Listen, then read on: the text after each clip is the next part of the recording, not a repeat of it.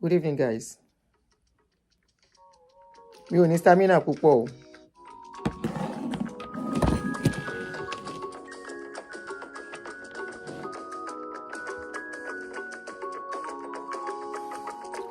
Welcome back.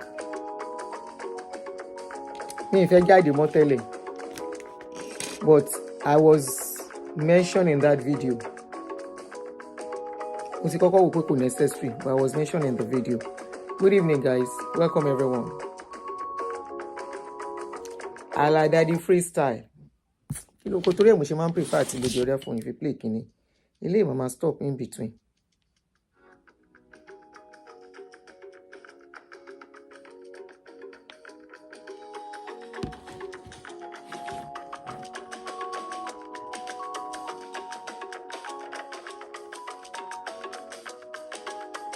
Ó máa ń wáyé bẹ́ẹ̀ 3 times bẹ́ẹ̀ ni àǹtí. Ó wá bẹ́ẹ̀ lénìí ni. Mi ò ní ráyè jáde rárá lọ́la. I'm not coming out at all tomorrow. Not even likely bóyá ni mo máa ṣe post kankan. Torí ẹ̀ ni. Anyway, ẹ jẹ́ ká bẹ̀rẹ̀ torí time. So, ẹ kúrọ̀lẹ́, good evening everyone, and thank you for coming back. Thank you for joining me back. Mrs. Oladipupo. I say Mrs. Oladipupo. Oladipupo'S mother has come out to speak. I initially didn't want to say anything when I was listening to. I didn't get to join her early. She was supposed to come out around 8 p.m., but she came out earlier, 1 hour earlier. And the video was almost finishing when I joined. So later I said, let me watch everything. You know, remember my advice was that she should apologize and let everything just go. I said, it's better she should apologize. To me, that's what I would have done. I will come out, eat the humble pie, and apologize. Babcock, I am very sorry. I'm only acting like a mother. So I watched the video from the beginning to the end, and in the process, she referred to me in that video. So, mo fẹ́ kẹ́ gbọ́. I want you guys to listen to it. It's in Yoruba. Unfortunately, I am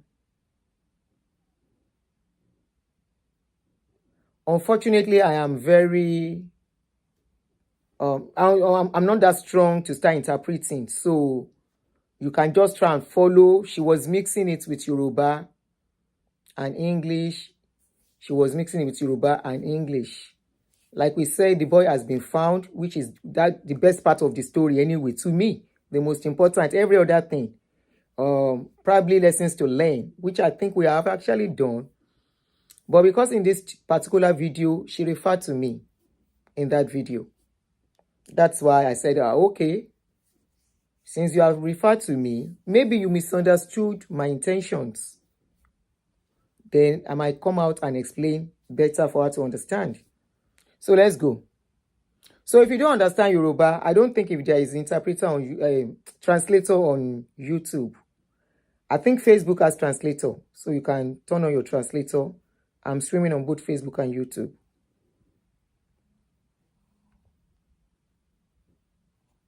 Mr. Shania, mommy, in my life, oh, I did not know what happened. No, maybe it was mosquito. Can you move before? To bá sọ pé bí mo ṣe ṣe yẹn o mo ti jágbe mọ́ òun o wọ́n ti sọ gbogbo story òun fún mi o òun wá disappointed in mi o tó bá ṣe bẹ́ẹ̀ tó travel tó gba Ghana lọ tó lọ dọmọ ọ̀tá síbẹ̀. Ṣé mo máa wà okay mọ́ for the rest of my life tí ó tún dọjọ́ tí máa tún tó rí kí àlàáfíà tún tó dé ọlọ́mọ kéèyàn tiẹ̀ ti ní hypertension àbí kárùn kan ti dé báyàn. Mo fẹ́ wò bóyá ṣé ibi tó yẹ kí n ti bẹ̀rẹ̀ ṣé first one ni mo fi sí. Sorry, I need to be sure that's the first one I'm supposed to play. No, this is the one I'm supposed to play. This is where it starts from. Everyone, how are you today? I'm just coming back from Believer. So actually they said I shouldn't say anything yesterday because immediately we saw the boy, we tried to take him to the station, to the nearest police station, which is Ajumo police station. Charge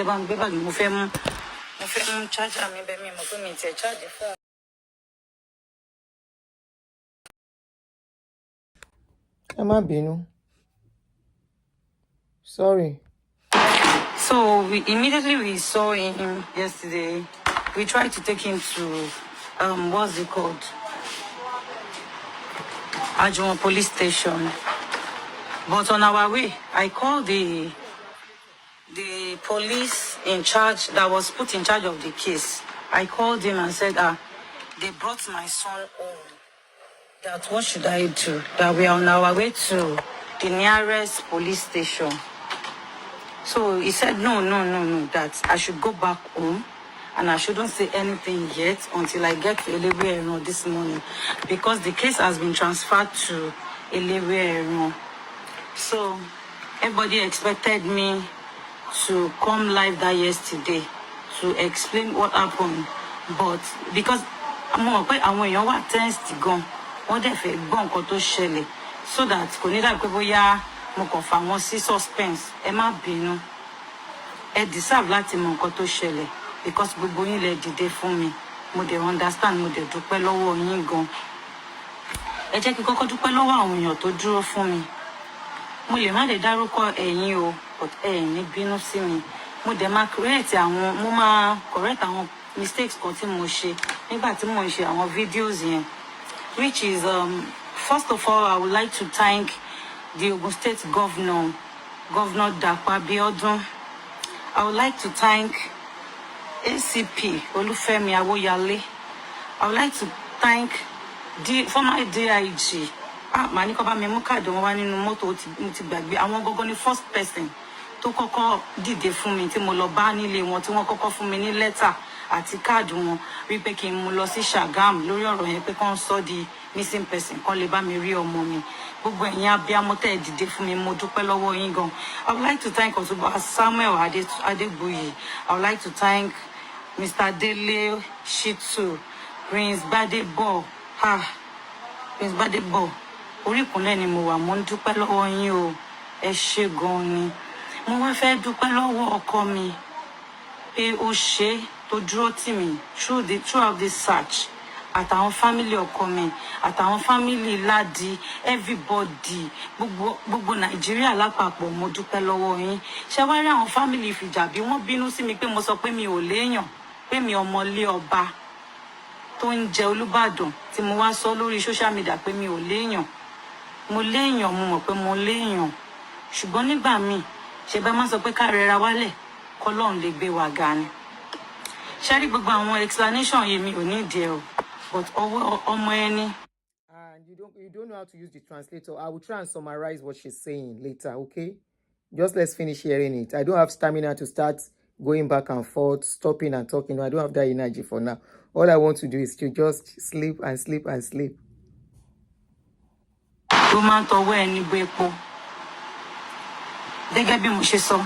I thank every mothers. Gbogbo ẹ̀yin abiyamọ ayé tẹ́ dìde lórí ọ̀rọ̀ yìí. Gbogbo ẹ̀yin tẹ́ ń waste data yín, gbogbo ẹ̀yin tẹ́ ń bá mi wá, gbogbo ẹ̀yin ọlọ́pàá tẹ́ switch into action. Ilisho police station, I appreciate you. Babcock security, I appreciate you. Everybody in Babcock that has been looking for my son, I appreciate you. Sherry, nǹkan tí mo fẹ́ sọ ni wípé mo wà nílé ní àná ni àwọn ará former school, secondary school ọmọ mi tó ti kúrò, wọ́n wá, wọ́n sọ fún mi pé ó dàbí pé àwọn lọ sí old record àwọn ìgbà tí àwọn ń wo gbogbo fídíò tí mò ń ṣe, àwọn ń wò pé àwọn rí pé I'm not in a good mood. Àwọn wá decide opportunity ọ̀nà wo làwọn lè lò láti help me in search of Oladipupo. As you all know, gbogbo yín náà lè ń bá mi wá Oladipupo. So wọ́n wá old record, wọ́n wá bẹ̀rẹ̀ sí ní pé gbogbo àwọn old students wọn, àwọn tó mọ̀ wípé wọ́n close mọ́ Oladipupo, wọ́n bẹ̀rẹ̀ sí ní pé wọ́n pé did you see Oladipupo? Did Oladipupo tell you about being bullied? Did Oladipupo tell you anything? So títí wọ́n fi wá mọ ọ̀dọ̀ ẹni tí Oladipupo sá lọ. Wọ́n wá bá mi nílé láàárọ̀ àná. In fact, church làwọn méjèèjì wà. Master K àti Mr. Femi, mo dúpẹ́ lọ́wọ́ yín. Gbogbo alternative school lápapọ̀, I appreciate you, and I want to tell you that you are doing a great job. Fọ́mọ tó ti kúrò ní school yín, tẹ́ dẹ̀ ṣì tún wà concerned, I appreciate you. ẹ ṣé gan ni. So ìgbà tó wọ́n sọ fún mi pé ó dà pé àwọn gbọ́ wíníwíní ibi tó wà o. That was after tí a sọ wípé a fẹ́ lọ sí Babcock tí wọ́n sọ pé àwọn ó sí anti kí náà pè ó sí anti kidnapping láti Eléwéran. Wọ́n pè mí láàárọ̀ àná, wọ́n sọ wípé kí n jọ kí n má jẹ́ káwọn èèyàn migrate lọ sí iwájú school yẹn o. Wípé because wọ́n ti ń wá ọmọ mi already, wọ́n pé àwọn èèyàn tó ti ń wá ọmọ mi ti pọ̀, pé wọ́n dẹ̀ ti fẹ́ lọ sí network providing office láti lọ check gbogbo call logs and everything so that wọ́n á lè mọ ibi tó wà. Everybody tried for me. People were on feed looking for my son because they saw that I was not in a good mood. Thank you everybody. So gbàtí wọ́n pè mí pé kí n má lọ anywhere, mo dẹ̀ rọra jókòó mi pé kó má di pé lóòótọ́ àwọn míì wọ́n ready láti lọ hijack kíní yẹn mọ́ mi lọ́wọ́.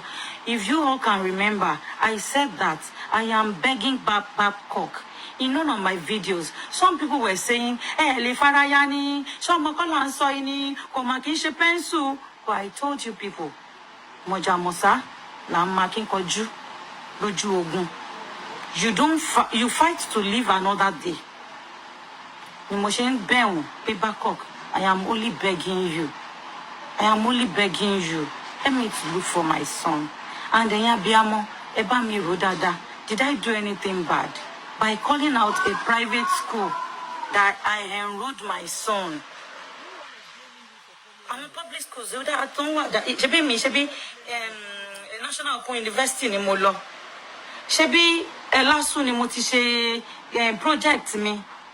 I know that there are schools outside that I can put my son. But torí pé ó kéré, mo fẹ́ bi tí wọ́n ti ní jẹ́ kó máa jáde síta. Ó ní mo ṣe fi sí Babcock. Mo fẹ́ bi tán máa ti tọ́ pé tí kò bá wá kíláàsì gan, wọ́n sọ fún mi.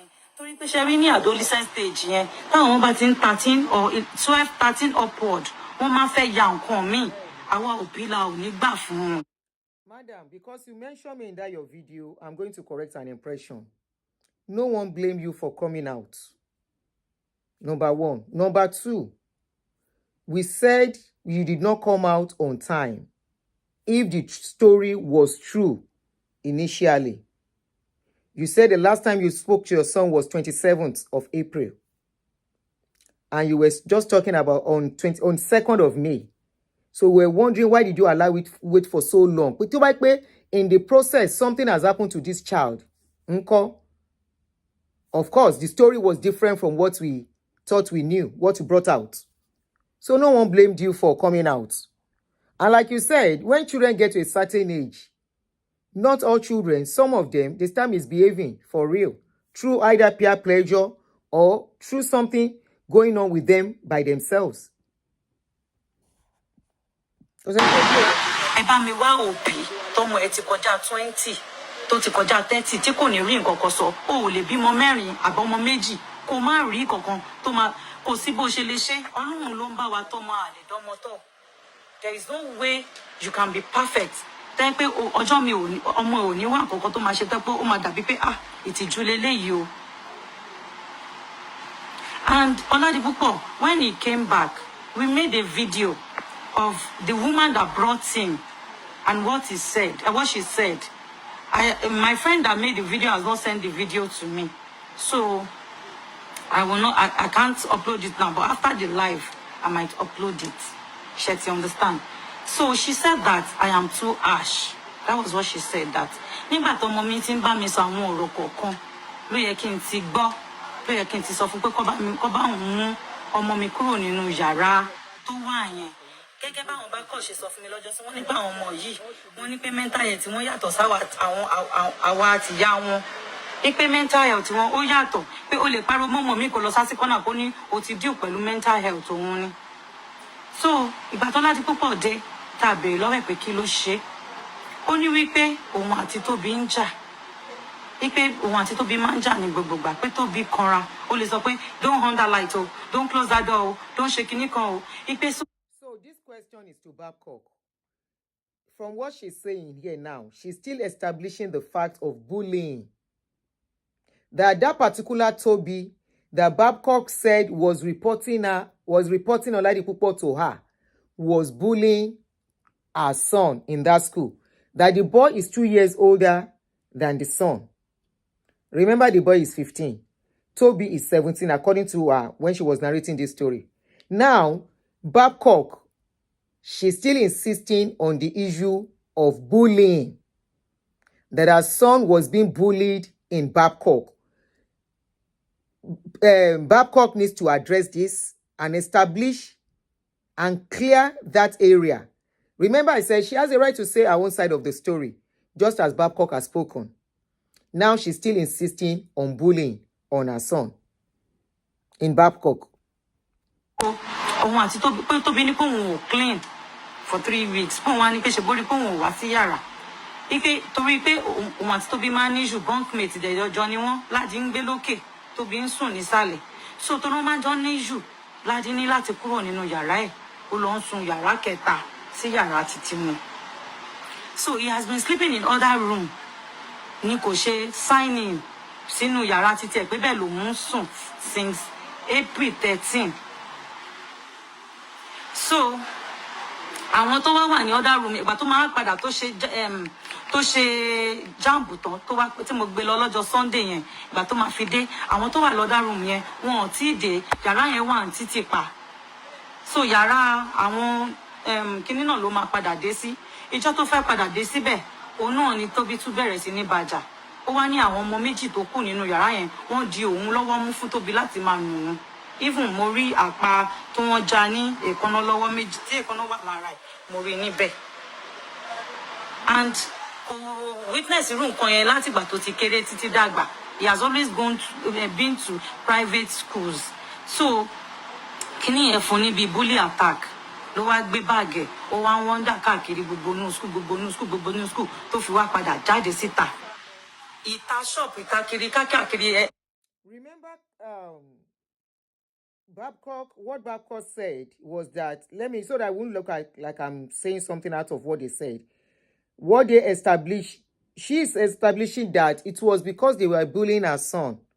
That 2 people held on to her son, another was beating the boy. That it was that made the boy abandon the school and walk out of the school. Pick up her stuff. Now, what did Babcock say concerning the boy leaving the school? I want to go back to that post, to Babcock's post. Their post, what they said on that issue. And how he left, what made him to leave the school. Any suru. So, the Babcock was talking about a phone getting lost, the mother asking for the phone. The boy couldn't say where the phone was. At a point, said the phone was not working, the phone was dead and all that. So, they said a student named Toby Famuyiwa, the same Toby she was mentioning, decided to inform Oladipupo'S mother about her son's misconduct. Meanwhile, the school's routine room inspection system flagged Oladipupo'S unlawful absence and other suspected misdemeanors. The students who were expected to report his absence failed to do so because Oladipupo'S mother had pleaded with them not to involve the school authority. In doing so, Oladipupo'S mother obstructed university reporting procedure. They said WhatsApp chat evidences are available. They said upon receiving Toby's report, Oladipupo'S mother confronted her son. Angered by this, Oladipupo returned to the residence hall that same day on the 28th of April 2025 to confront and threaten Toby for reporting him. That night, Oladipupo left the room wearing a hoodie and carrying a backpack. After selling his phone, Oladipupo installed his banking app on Lampart's phone and gave him access to his banking credits. Now I'm going to stop here. So the mother is saying it was because they bullied his son that the son left the school. The school is saying it was because Oladipupo reported to the mother on Toby, that Toby reported Oladipupo to the mom, that made Oladipupo to get upset. Kí ló ń ṣẹlẹ̀ sí YouTube? Anyway, that made Oladipupo to be upset and left the school. But the mother is saying it was because some boy was bullied. Babcock University, you have to prove that boy was not bullied. At what point did Oladipupo left the school? This is in the interest of other people that have children in that school. Is bullying actually going on in that school that you don't know? You said she did not notify you. She begged the students not to tell you, and you have evidence. Can you show the public the evidence? Remember, even if you go to court, that will not cover your whatever is going on. Putting it out there, the evidence that you have, that for real, it was not the bullying that made the son left the school. The school premises. You have to prove it. At what point did Oladipupo left the school to start wandering? Because that boy actually faced a lot of danger. You will hear it from the mom. Can you continue to someone yenko? The boy actually faced danger, leaving school and roaming around for days. Where is the evidence that the mother had about it? Where was the evidence that the mother was told that the boy is doing this, is doing that, and the mother begged them not to tell the school? Before we can start putting everything on this woman or putting everything on the school. At what point, at what stage, what time of the day did Oladipupo left the school? How was he able to leave the school? Because even if it is off campus, being managed, there is supposed to be a gate for such children. There is supposed to be security.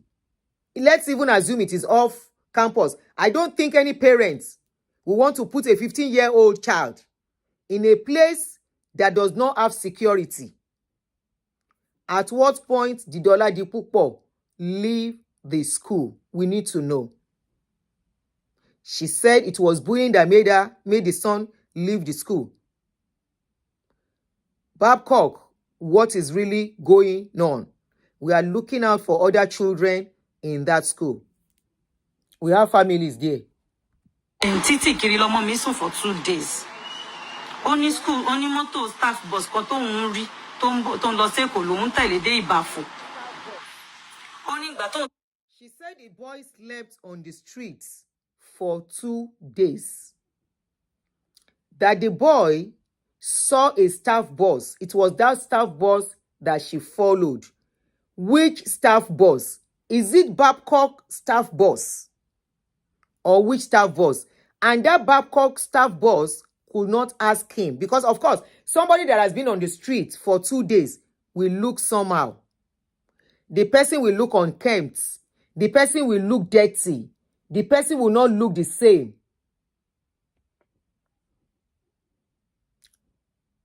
The staff bus that picked this boy, who are the people inside that staff bus that picked that minor, that little boy, aroju e omo kekere gidi ni, and didn't ask any question? Oh yeah, mi continue. Wọ́n pa tó ń bá wálé mọ́mí òun máa pa òun. Wọ́n máa ti sọ gbogbo nǹkan tóun ń ṣe fún mọ́mí òun. I'm not saying that Oladipupo is a good child, and I'm not saying that I'm a good mother, but gbogbo ẹ̀yin abiyamọ ayé ẹ mọ̀ wípé at one point in time tí èèyàn bá fojú sọ́mọ lára dáadáa, he might want to go bad, especially tó bá wà in bad company. Then when they are 15 or from 13 upward, don't entrust them with money.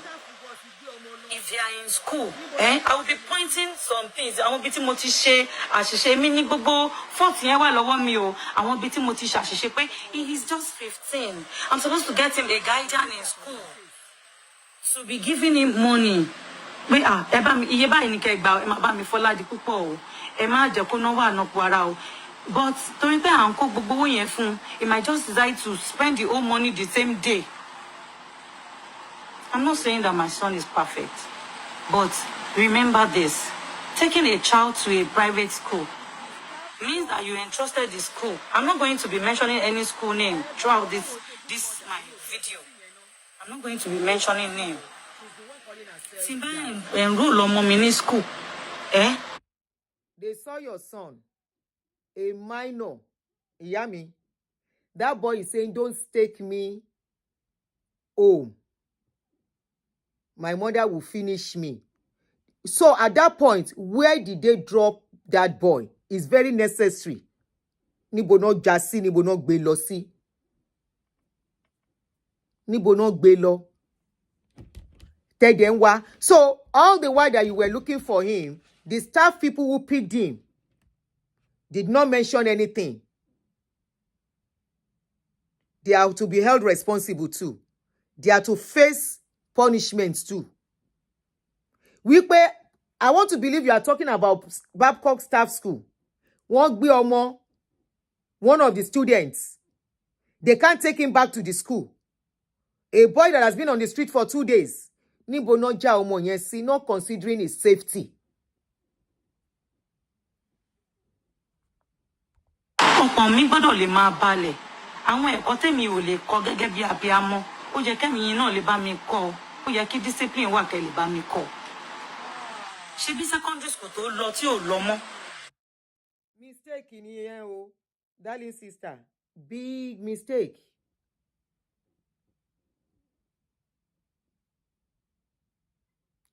Big mistake. You are to train your child. Ẹ̀kọ́ ìwé lọ́mọ lọ kọ́ ní school. Ẹ̀kọ́ morals, bá ṣe máa ṣe ilé ayé, bá ṣe máa ṣe àwọn nǹkan yòókù. Ọwọ́ òbí nìyẹn wà. It is not the duty of school, o. Má bínú ìyá mi. If that is the impression you are having, you are making mistake, o. This is for other parents, o. Má bínú pé mo tún gbé video ẹ o. This is the area where I talk about on my own page, parenting. Kì í ṣe pé mo perfect. It's for us to learn from each other. Training of children is on you. Ìwọ ló bí nǹkan ẹ. Tí ń ṣe máa tọ́ wọn mi kọ́lẹ̀ lómi ṣe máa tọ́. Remember, these children only spend few hours in school. The rest of the hours are spent at home. Their formative years, ilé náà máa wà. Their formative years, we are to look out for them. It is not the duty of school to take care of your children, no. Please, kò fi yẹn sẹ́gbẹ̀ẹ́ kò mú dání. No. Ló padà lọ gbé book ìwé jáde tó bẹ̀rẹ̀ sí ní pé gbogbo àwọn ọ̀rẹ́ tó mọ̀ pọ̀ close pọ̀. If they don't have records, if they don't know the kind of boy he is, how would they be able to fish him out? He was scared that mọ́ èmi máa pa mí o, mọ́ èmi máa ṣe kíní kan fún mi, wọ́n ti sọ gbogbo nǹkan fún. He sold his phone truly. And what happened was that he lost his ID card and he couldn't eat for weeks. And he was borrowing money from people to eat. He was buying food from the cafeteria, and he told me, oh, but money, báwo ló ṣe máa sọ ID card nù láti ń parọ́ ní jàre kí ní kan ní jàre tí mi fún ní mi fún. Ẹ jọ̀ọ́ ṣé woman yìí mọ nǹkan tó ń sọ gbogbo pẹ̀lú nǹkan tó sọ bí ń sìn. You are confirming you cannot trust your child at all. Your son told you that he's lost his ID card for almost a month, according to you. And what you were saying is that nobody should respond to him. So are you telling me tí ọmọ yìí bá wà in danger? Tó pè ẹ́, that is what you will still say. Ẹ má dá lóhùn, ó ń parọ́ ni. And for a month, oh, dá lóhùn, to the extent that you, according to you, this boy borrowed 100,000 plus láti jẹun. So that means for that 1 month, tọ́mọ fi pè ẹ́ pé òun sọ káàdì nù, ID card.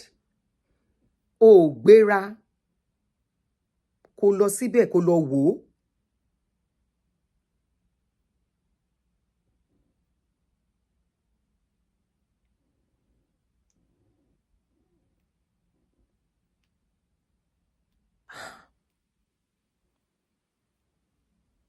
ọmọ ń parọ́ ni. For you to say ọmọ ń parọ́ ni, that is lying. There must be so many things that you are going through tó ti ń ṣẹlẹ̀ nínú ilé.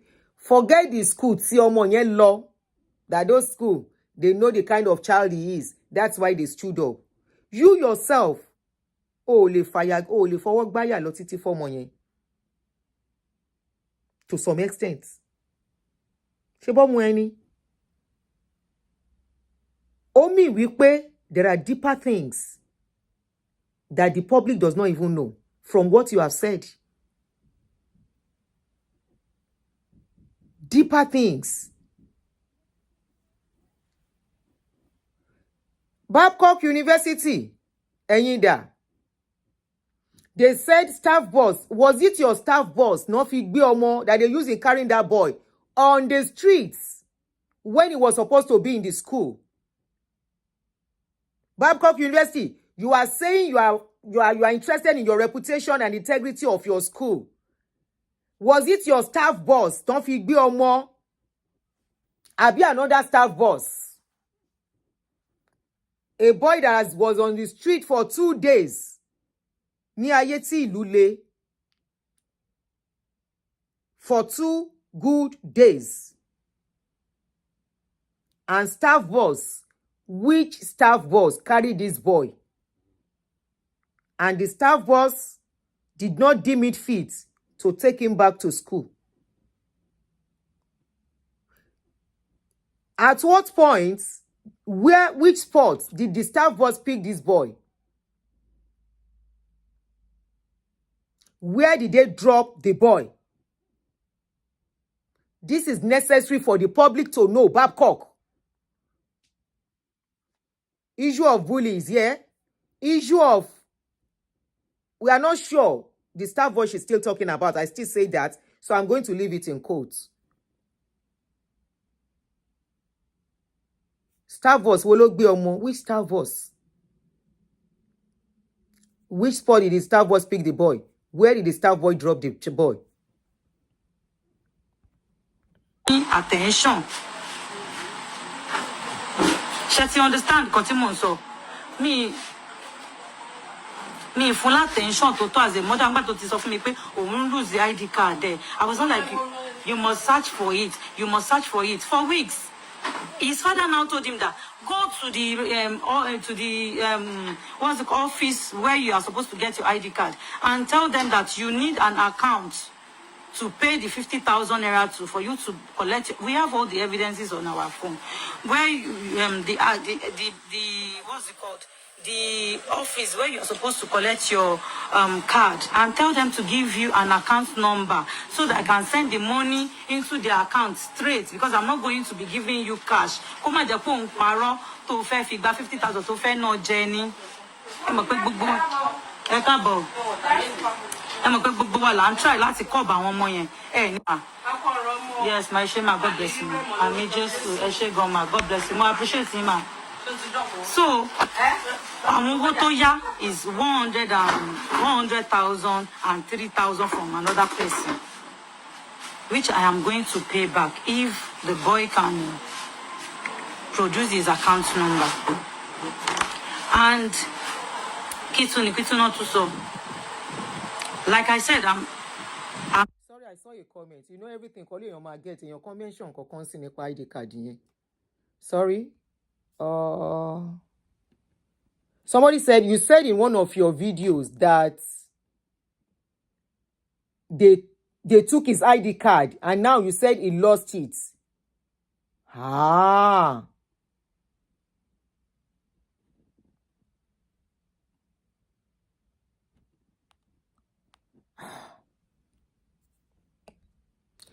And another thing, you remember, she has even, for her to say the boy lies a lot, that says a lot. Even if they go to court.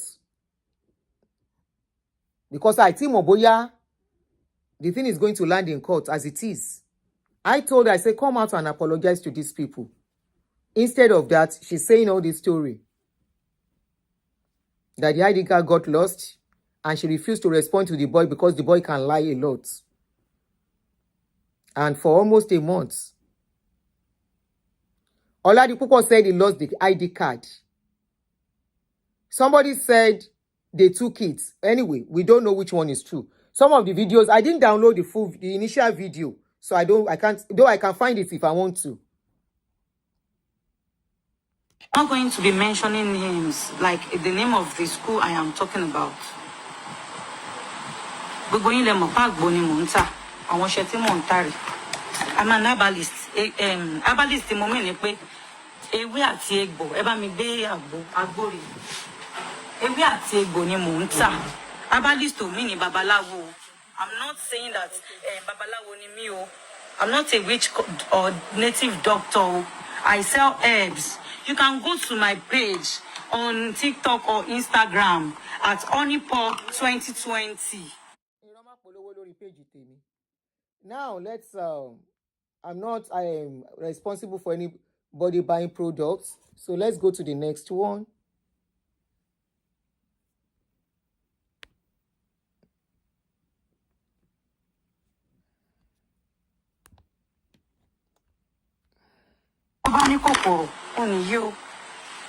He came back. He had rashes all over him. For weeks ago. And I gave him soap and local sponge to scrub his body. I did a mistake.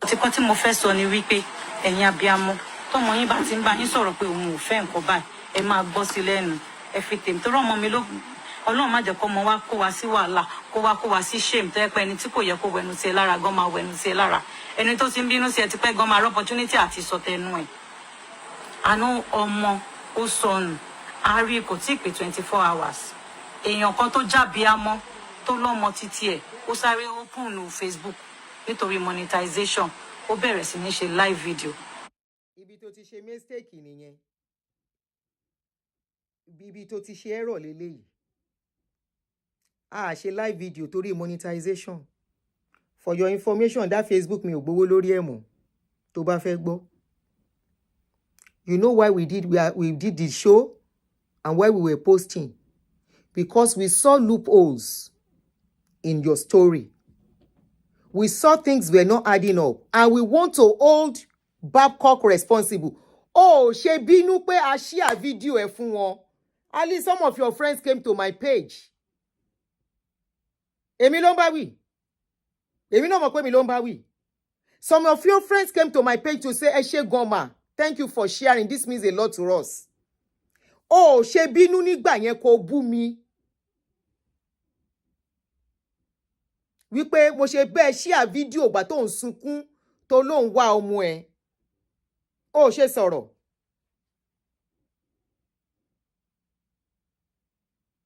Ìgbà yẹn ló yẹ kó ti kọ́kọ́ bú mi now. Ìpéyàn kan tán níṣẹ́ wọ́n gbé fídíò ẹbí tó ti ń sunkún wọ́n bẹ́ẹ̀ broadcast yẹ. If it is not for the broadcasting, gbogbo àwọn tó pè yẹn ṣo mọ̀ wọ́n rí ni Ogun State Governor gbogbo wọn tán dá sí and gave you letter to go and meet the police. If it is not for people who share the video, now you are talking because we saw loopholes in what you did. And everything is playing out just as we assumed. It's not all of us that are taken away by sentiment or emotions. Unfortunately, not all of us are driven by emotions. Not all of us are driven by social media hyping. And that is why I don't have many people who because truth does not have a friend. It doesn't have friends. Obota. Only almost sọnù fún rẹ. I will look for that video. Tó bá jẹ́ yẹn ni. That video is still on social media. Ó kàn án táwọn èèyàn tí delete. Mo mọ̀ bí tí ma ti wá jáde tí ma fẹ́ wá jáde. Mi ò fẹ́ jẹ́ káwọn èèyàn mọ̀ ni. Tí ma type just a type away á jáde. You yourself said in that video that you last spoke to your child on the 27th. And your story is collaborating with what they are saying. The only thing that is missing is where you are contradicting yourself. Is where you did not say the full story. You never told us you spoke to your son till on the 30th of April. The school said you spoke to your son on the 30th of April. You said your son has been missing on the 27th. And I questioned and I queried and I'm still querying it. How can my son, my daughter, or whoever, my child, be missing from 27th, 28th, 29th, 30, not for on the 1st? I will now come out on the 2nd to start screaming, I'm looking for my son. 6 days. To declare somebody wanted is 24 hours. I mean, missing. By 24 hours, if you don't see somebody close to you, you go to the police at that time. Print papers. One leka kiri. Somebody is missing. You now waited. Meanwhile, you were posting and playing on social media, showing that you were in a calm mood. You were balanced. Ọkùnrin balẹ̀ níbi tó jókòó sí. Kò sí nǹkan tó ṣẹlẹ̀, ó mọ̀ pé nǹkan kan ṣẹlẹ̀, ó mọ̀ pé ọmọ tó bí. Tó bá wọn kò tún jáde fún mi. Ìwọ àti Babcock lẹ́lẹ́jọ́ níbi tọ́rọ̀ òde kò kàn mí mọ́. Ká ló dárúkọ pé blogger kan gbé ẹ, mi ní sọ̀rọ̀. Mo ti wò pé kò need kéèyàn tiẹ̀ ṣe nǹkan kan nípa show yìí mọ́. Fúnra ẹni, only on the 27th, I now wondered, how can a child be missing? I wanted to get more details on this child. Wípé ẹgbà wá odidi ọmọ Ọlọ́run má mà járí irú ẹ. Ara mi ń gbọ̀n bí tí mo wà ní. Wípé odidi ọmọ. Ẹsẹ̀kẹsẹ̀ instantly, I was already putting that boy in the picture of my son. Ìtara yẹn was why I was searching your page for more information. And I was like, 3 days ago, 4 days ago, 5 days ago. Mo wá di ẹni tó ń ka ABC. Mo wá wò pé, she said on the 27th from that video I listened to. 27, 28, 29, 30, 1, 2, 5 days. I look at activities on the page. And I was like, what's going on here?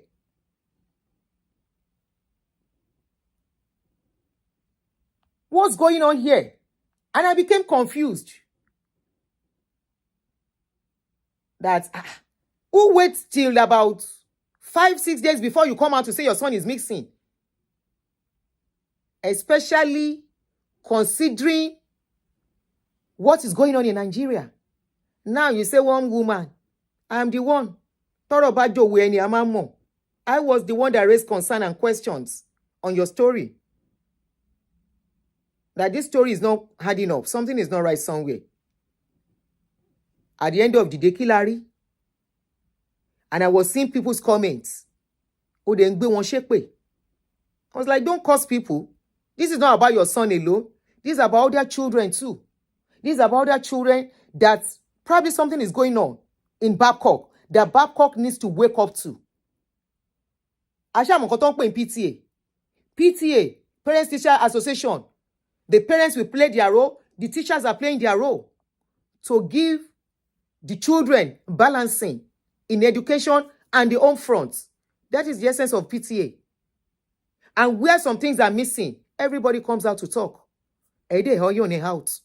So what if more dangerous things are happening in Babcock and the parents will not know? And you are trying to shut people up from talking. I say, no, don't shut people up. This is not about your son anymore. It's about other children involved in that school. Now, from what you are saying, Toby should be arrested. Yes. Toby should be questioned for bullying your son, if what you are saying is true.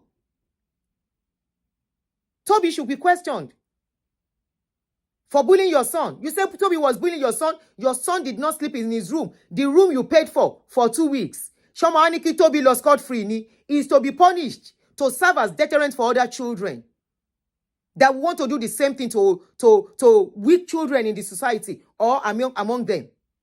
When we are saying say no to bully, in whichever form, in the school, in home front, anywhere, in the public. So why will they spare Toby? Toby is actually what you say Toby is. Èmi also. Ẹ̀yin abiyamọ ayé, ẹ jẹ́ ká máa take it easy. Owó kì í ṣe gbogbo nǹkan. Mọ mental health ọmọ yẹn. Mọ bóyá ń wo gbogbo nǹkan tẹ́ ń sọ. He sold his phone truly. He sold his phone because he was owing people. He sold it to somebody inside the school, a repairer, a phone repairer. How? Why are you now annoyed with people who first brought that story out? Why are you upset with the people who said your son sold his phone? Why are you upset with them? Òun ló ń confirm yìí pé ó ta phone ẹ̀ lóòótọ́. Ìwọ náà sọ, ó náà ń bully ọmọ ẹ̀. Why didn't you report it to the school? Abi, from what we have seen on social media, Dowen College, kí lorúkọ ọmọ yìí, Sylvester Oromimi. Or what's that boy's name? Sylvester náà ni ọmọ tó ṣaláìsí lọ́jọ́ sí. Bullying mà ló pọ̀ ọmọ yẹn. One lady, one young lady, ọmọ kékeré kan náà, ọmọ 13 or 14 years old, in one university, secondary school in Abuja. Bullying mà ló pọ̀ ọmọ yẹn náà l'Abuja. Ó wá ní wọ́n bully ọmọ ẹ̀. Ọmọ ẹ̀ ò sínú hostel for 2 weeks. Ó fi yàrá lẹ̀. Ó lọ sọ fún school pé ẹ gbà mí o, kó má pa ọmọ fún mi. Ó dákẹ́. Ó wá ní àǹsàn nǹkan tá a mọ̀. No, community in Nigeria lélẹ́yìí. Social media community ó ti di family compound. Tá bá rí nǹkan tó lè pa wá lára, tó lè pa àwọn ọmọ wa lára, ká pariwo síta. If truly it is going on in Babcock, ó wá la dá sọ̀rọ̀, à ń sọ nǹkan tá a mọ̀. Nǹkan tẹ́ gbé síta là wá sọ̀rọ̀ sí. It is what was put outside. We spoke and we questioned some things. Can a phone repairer collect a phone of 450,000 and pay the boy 100,000 nínú school? Ṣé kò yẹ kó béèrè lọ́wọ́ ẹ̀ pé ṣáwọn ọmọ mi ẹ̀ mọ̀ sí? So what she's trying to say now is that the phone repairer works inside the school. Babcock University. There's another person you have to arrest in your school. She said it is the phone repairer inside the school that collected a phone of 500,000 before 50 lópè to give the boy 100,000 naira. Knowing that is a student. Ṣé fóònù yẹn bàjẹ́ lọ́mọ lòun fẹ́ tà? Number one. Number two, some people said it doesn't matter, anybody can sell something and buy something. I think in Nigerian society, there are some things here, age matters before you can do some transaction. Age truly matters. Okay? Oladipupo'S, please, can you guys let me be? If she didn't mention me in the video, I won't talk. Mo ti ní mi ò dá sọ̀rọ̀ yẹn mọ́. Even tí mo sọ pé tó bá ṣe show, ká ló apologize. I wanted to help her to expand it nínú video yẹn. But mi ò ra apology nínú video yẹn. So what do you mean let this woman be? Mo dì mú ni. Ṣé mo dì mú?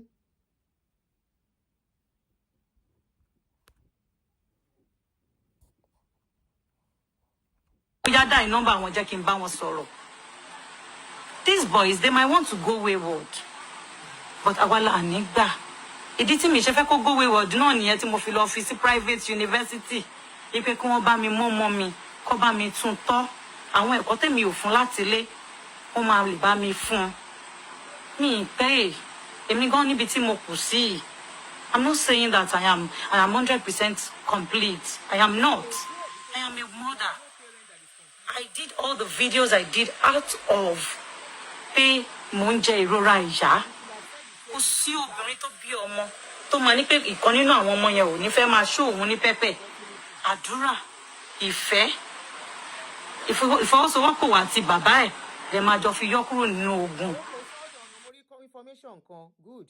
Somebody said he has already been apprehended and that boy is such tricky to have a WhatsApp account cloned as his father's to show the engineer.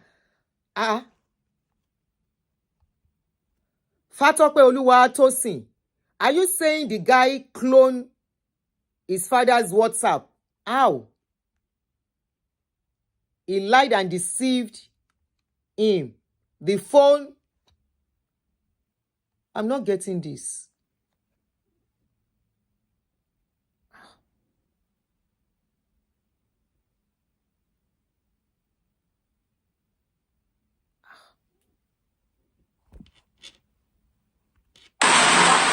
Àwọn ọmọ mi gan nínú gbogbo àwọn tá dàgbà tá jẹ́ adult yìí gan tí a rí òbí tó tètè kó wa gírí pé bó ṣe máa ṣeré o báyìí ló ṣe máa gbà ó ló jẹ́ kẹ́ lómi wà níbi tó wà tí ò lọ síwájú tẹ bá rí àwọn ọmọ tí òbí jókòó tí pé wàá ṣoríire o tó ń gborí òkè lọ fún wọn tó ń gba gbogbo ẹ̀ lọ fún wọn ẹ máa rí bọ́nà wọn ṣe máa smooth tó máa là fún wọn.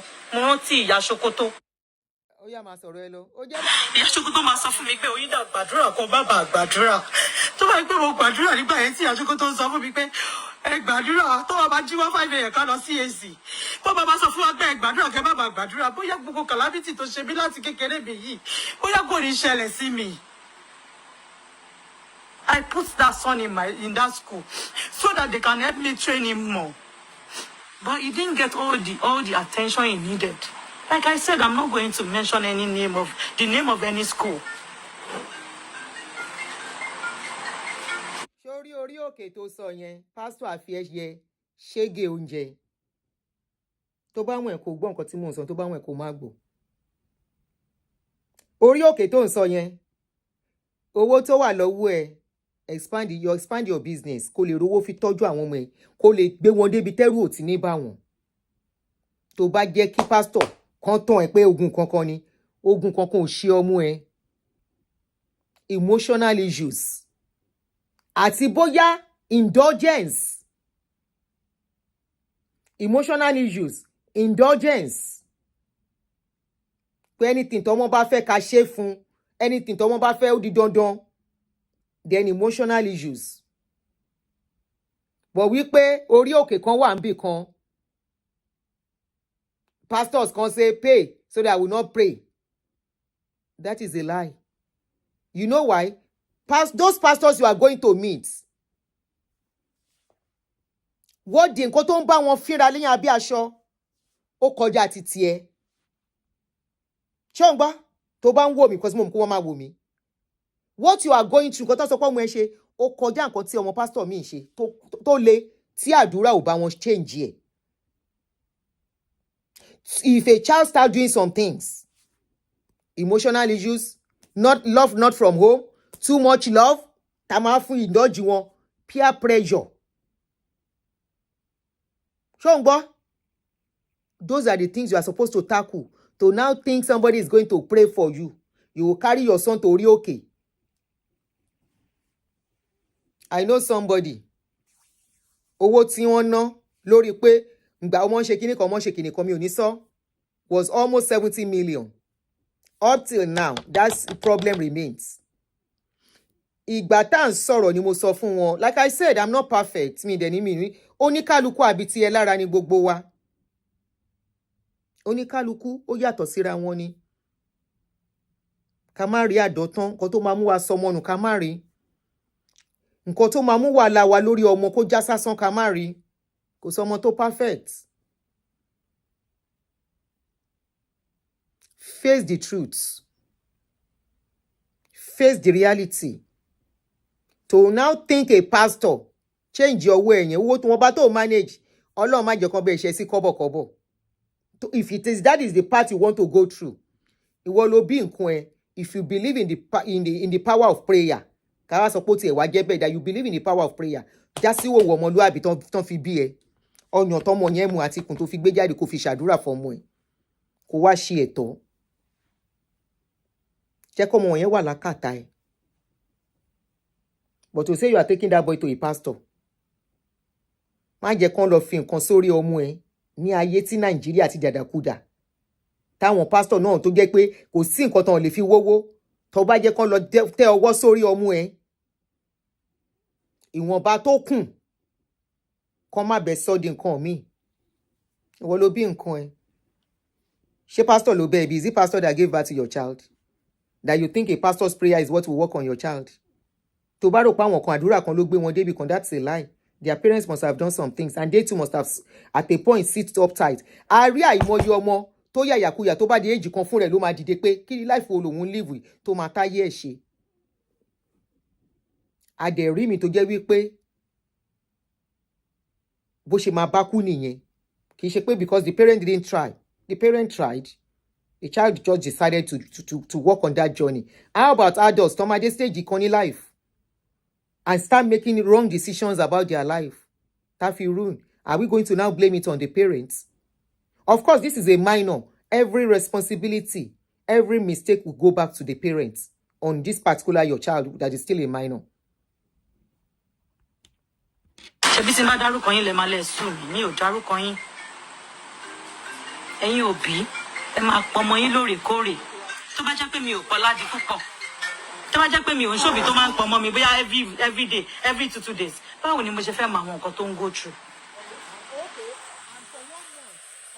Báwo ni mo ṣe fẹ́ mọ̀? Tó bá jẹ́ pé mo ti wò kó ti dàgbà. Irú bẹ́ẹ̀ yẹn ó yẹ kí n fún guidance bọ̀ mo fail ẹ̀. Tó bá jẹ́ pé mo fún guidance kó gbà yes ma o. Ọmọ yín nìyí o, mo fà á lé yín lọ́wọ́ o, ẹ má bá mi ṣọ́ o. Ẹni yẹn á ti pè mí pé ọmọ ẹ ti ń go wayward o, ó ti ń bá wọn ọ̀rẹ́ kan ṣe o. Wọ́n ti download Sportybet sórí fóònù ẹ o. Do you understand? Mi ò fún guidance mo fi òpó ti dàgbà. Mo rò pé Babcock University tó bá fẹ́ ṣe dáadáa wọ́n á mọ̀. Ọmọ ò sign in sínú ìwé for láti April of 13th of April. Títí wọ 27th of April. Ṣé kò yẹ kán pé bolo wà bolo ń sùn? Báwo ló ṣe ń sùn? Báwo ló ṣe ń jí?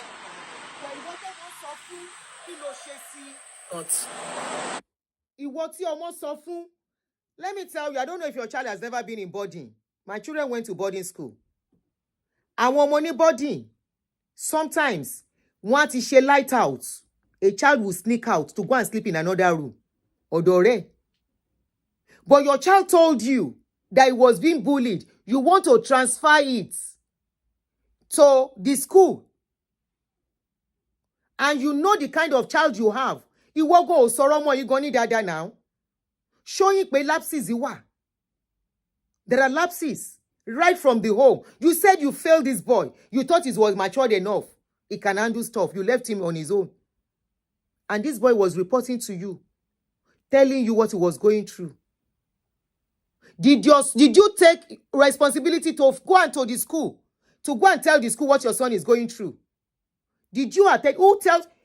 Ẹgbà mi ṣé mi lára máa ń kájù ni. Àwọn ọmọ mi lọ boarding school. Everybody know me in that school. Kò sí student kí ló ń pè wọ́n at house master ni o. Bóyá wèrè ọlọ́mọ lèmi o. Mi ò dẹ̀ sọ pé ìwọ náà ń ṣe ìwé abiyamọ gidi o. But ó dà pa yàtọ̀ at house master àti teacher kò sẹ́ni tí ó mọ̀ mí school àwọn ọmọ mi. Tí máa ìgbà tó ń expect máa yọ síbẹ̀. Kí ló dé màá ní mo wá wọ ọmọ mi ni. Mo dẹ̀ ti ní àwọn house master tí mo settle àwọn house kí náà ń pè wọ́n all this house master house kìíní kan tí mo máa settle steadily. Why? Because kán bá ń fojú sílẹ̀. So that anytime I come I can see my children. Yìí ṣe wípé màá kàn fọkàn balẹ̀ ọmọ wà ní boarding school. I want to see. Màá sneak lọ ẹjọ́ ẹ̀ẹ́dẹ̀ bá mi sáré pé wọ́n á ní ẹ̀ gbọ́dọ̀ pẹ́ wọ́n á ní mo ti gbọ́ ẹjọ́ kí n kàn sáà ẹ̀kọ́ màá dẹ̀ sáré rọ́mọ ẹ̀ ọkọ mi mo kàn ní kí n wá wẹ̀ àwọn ẹ̀gbọ́n ẹ̀ ó yá pé wọ́n wá ṣàlàfíà lẹ́wà ṣé kinní kan ẹnìkan mo ju ẹsẹ̀kẹsẹ̀ as long as mo ti rí wọn. Apart from that wọn ò jẹ́ kán mú fóònù wọ school ní boarding school. There is a house master that I must call. Please, did you see my son? Did you see my daughter? Tán bá náà rí wọn ẹ̀ẹ́dẹ̀ bá mi lọ wò wọn mo kàn fẹ́ gbóhùn wọn fún ṣẹ́jú kan. How much less your son complained of bullying and you are on social media. Gbogbo wa la jọ handles kéèsì Sylvester Oromini and so many other children tí wọ́n pa sí school and you are comfortable that your son was being bullied.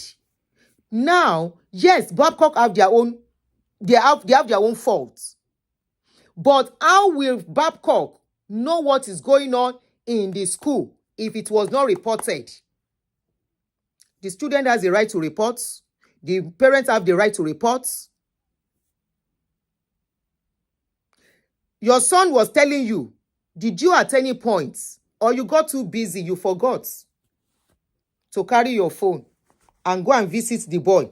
Or koloba one school pe won lu ọmọ mi. You mentioned earlier in your first video, you said your son have a mark where he was injured by his peers. That is a sign that anything more dangerous could happen to your son. And you did not go to the school to go and tell them. So why are you blaming us? O tún blame me, Miss mo be share video. Káyé lè mọ̀ pé nǹkan ṣẹlẹ̀ pé ẹ gbà wá o. À ń wò dídí ọmọ o. Ẹ gbà wá ìkúnlẹ̀ abiyamọ àní fojú sunkún ọmọ o. Ẹ ṣàánú o. Because I saw you crying. O tún bú mi, o tún blame me. You all are quick to judge. Somebody said my son is only 5 million. Báwo lọmọ school? Òbí wo òbí dáadáa wo ló kó fi 5 million somewhere tó kó 5 million, because I don't understand this social media of a thing. Òbí wo ló kó 5 million sínú àkáǹtì ọmọ ẹ̀ lọ sí school. Èmi ìyá èmi ò yá 1 million naira rí láti jọ́ tí mo ti wà láyé pé ẹ yá mi 1 million. Mi lọ tí mi ìyá 1 million rí láyé mi pé a whole 1 million. Tí mo fi dàgbà tó yìí. I'm an entrepreneur, but me let me loan. Maybe that's why I'm still where I am. Bóyá tó pé mo let me loan tí mo bóyá mo let me loan tí mo ti gba bí 10 million, 20 million. Bóyá ẹ ti máa rí mi ní bí gíga ma ti máa fly. Irú 20 million yẹn màá ti ra machine tó fi ń process àgbo, màá ti capsulate, màá ti ní factory, màá ti ra lé bí 3 bedroom flat kan. Màá ti pé màá ti ṣoríṣiríṣi. Ẹ ti máa lo ní poems lọ ń gbòòrò. But I don't have the mind. Ẹ wá rò pé ọmọ 15 years, ó máa lè yá 5 million naira. Àwọn abiyamọ kan tó jẹ́ wípé ọmọ tí wọ́n burú jù tèmi lọ, wọ́n á ń gbé mi ṣépè lórí social media. Ìwọ tó bá ọmọ bí tí mo ti ń bọ̀, tó ń gbé mi ṣépè. Ìyá, gbogbo alárí nǹkan tó ṣẹlẹ̀, don't say that. You started cursing people now. Kò sí òbí tó ṣépè lórí ọ̀rọ̀ ọmọ ẹ̀. Stop it. Gbogbo abiyamọ, gbogbo obìnrin that saw your video was crying with you. Nobody caused you. Abba, irọ́ lèmi ò like. Everyone had sleepless nights for your son. Nobody caused you. You are the one, when people started saying your son is borrowing money, that you started cursing them, that they are lying against your son. Now, the same cause. Ṣẹ́tìrí báyìí, let's be careful. Ó ní gbogbo àwọn tán parọ́ mọ́ mu ẹ, ó ṣépè fún wọn, ó lọ́ta wọn máa kú. You said they are going to die untimely. The post is still there. Ó bá tiẹ̀ ti delete mo ní lórí page mi. You said all of them will die untimely. Everyone that lied against your son. You just confirmed that your son borrowed money. You just confirmed it. Ó dẹ̀ ṣépè. You have to be very careful. Torí èpè, ó máa ní destination. Mo sọ fẹ́ni tó ṣépè fún lánàá yẹn, mo ní, why are you scared? Why are you scared of what she's saying? Ṣé ọmọ yá owó àbí kò yáwó? Yes, ọmọ yá owó. Ìwọlé ló ń jẹ ló fi jẹ, school ló fi ta tẹ́tẹ́. Èyí kan náà méjèèjì ló ń parọ́. School bóyá ìwọ ló ń parọ́, bóyá school ló ń parọ́ fún mọ́ wọn, ló ń parọ́ mọ́ wọn. Nígbà ẹ bá gbéra yín lọ sí kóòtù àṣírí atú, ó tó bá rọ bá jọ ju ẹ̀yin méjèèjì, ẹ bẹ̀rẹ̀ sí ju evidence síta. You confirm that your son borrowed money by yourself. Oku ẹ̀ ọkọlọ́hun. Oku ẹ̀ ọkọlọ́hun. You don't know my journey, so you cannot divine me.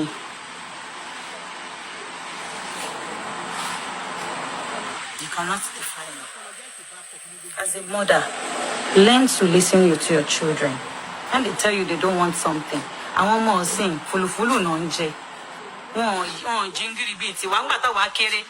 Tó bá lò jẹja, àwọn parents ẹ̀ máa make sure pé ẹja iná máa ṣe fún 365 days. Wàá padà jẹ, wàá jẹ tipátipá. But nísìnyí tọ́mọ bá ti lóun ò jẹja, má fún jẹ o. He told me, he said he doesn't really like the food in the school. And that he wants to be buying food in Kino canteen. And that's going to be expensive. Your meal plan is included in your school fees that was paid. So you have to be going for your food, for the food. Ṣé bá ṣe ń sọ pé gbọ́dọ̀ ṣe tá ń force ẹ mọ̀ pé à ń kọ́ ẹni bó ṣe máa gbọ́n mọ́ náà nìyẹn. A ní wọn ló máa wá tí wọn náà máa ti ṣe rere. Àṣé à ń tanra wa jẹ ni ọmọ ti gbà another miss, ó ti bẹ̀rẹ̀ sí ní yáwó fi róúnjẹ jẹ pé ńgbà ẹ bá lẹ̀ fún mi lówó. Ṣebí máa dẹ̀ jẹ gbèsè sí lọ́rùn ẹ̀dẹ̀ máa wá san.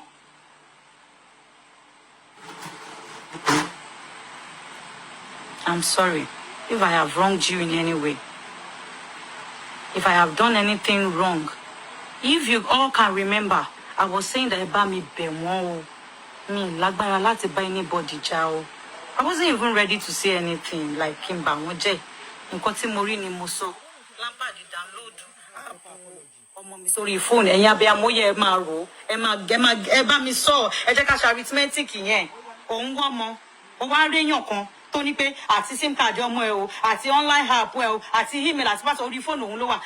Ta lẹ máa wá wọ́n ọmọ yín because ẹni tó trust pẹ̀lú life ẹ nìyẹn náà. Ọwọ́ ẹni ẹlẹ́ máa ti bèrè ọmọ yín. ọwọ́ ẹni ẹlẹ́ máa ti bèrè ọmọ yín.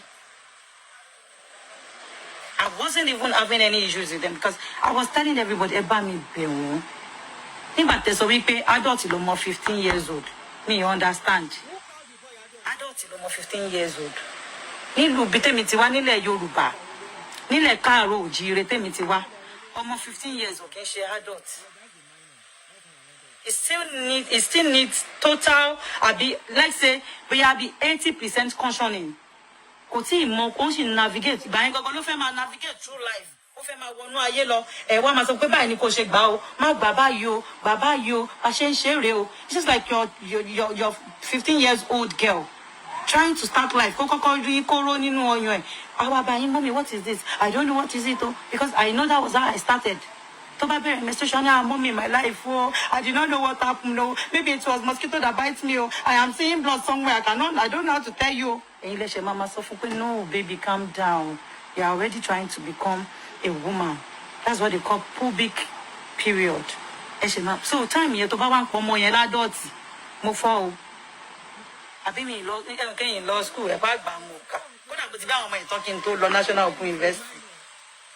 So I'm not that educated, but I will tell you that a 15-year-old child is still a teenager. It's not an adult. Adult starts from 18. 18 years ago, to set you right on the right path. Mistake me no shame if I know there will still be mistake. I hear you perfect you. But at least they should be under a watch. Àwọn Igbo ni àwọn tó yẹ kó wà lẹ́nu gate wa nígbà tó mọ ìjáde síta. Ọmọ yìí sweet. Babcock, she asked questions for you. She said, where were you when the son was leaving the school? Is a word against yours? Your word against us? Where are the people that are supposed to monitor the gates? How did that boy leave the school? The mother paid a lot to have a child in that school, Abi. Is your word against us? Oh, yeah?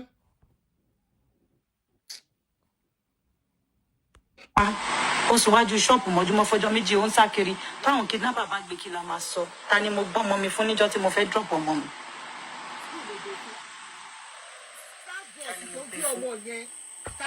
Tó bá sọ pé bí mo ṣe ṣe yẹn òun ti jágbe mọ́ òun o, wọ́n ti sọ gbogbo story òun fún mi o, òun wá disappointed in mi o. Tó bá ṣe bẹ́ẹ̀ tó travel tó gba Ghana lọ tó lọ dọmọ ọ̀tá síbẹ̀. Ṣé mo máa wà okay mọ́ for the rest of my life? Ó tó dọjọ́ tí máa ti tó rí kí àlàáfíà tó dé. Ọlọ́mọ yìí kéèyàn ti ní hypertension àbí kárùn kankan ti dé báyàn. Ẹ̀yin abiyamọ, ẹ ṣàánú mi, ṣé mo ṣẹ̀ ni? Ṣé mo gbọ́ ọmọ mi sí school? Kẹ́ ẹ bá mi mójú. Ṣé gbọ́ngàn tí mo sọ ṣá? Mo ní secondary school tó lọ. Àwọn náà lọ ń bá mi tọpinpin láàrin àwọn ọ̀rẹ́ pé bó ló sá lọ. Àwọn náà lọ pé ya. We have the video of the woman that brought my son that was even blaming me pé ẹ máa fọmọ yín ní listening here. We have the video. He was tired of the bullying. And èmi náà dẹ̀ ní fault mi wá. Àti first time ló ti sọ fún mi pé wọ́n bully òun ní you have to learn to live with them. Mo ní ṣe tó bá jẹ́ ìyàwó ẹ̀ ló ń bully ẹ̀ ṣé wàá kúrò nílé. Ẹjọ́ máa sọ̀rọ̀ tiẹ̀ náà ni. Wàá mọ nǹkan tí wọ́n fẹ́ àti nǹkan tán fẹ́. Fáànù yóò dọ̀dọ̀ mi mọ́ mi mẹ́ tó ṣèkì ẹ̀. Lákàtì ìlú wà.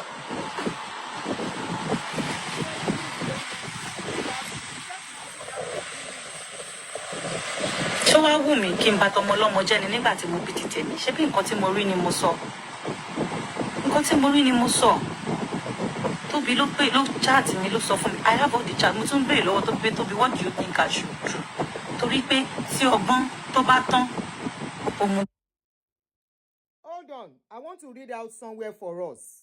She makes a statement here.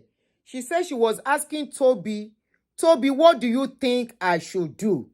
Why will I ask my son's friend what he think I should do?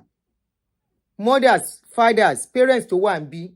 Kilo mamu ni look at your son's friend, a minor. A minor don't go to a and you will ask them, what do you think I should do? Why that question? Let us visit the documents released by Babcock. I want to read out a place for us there.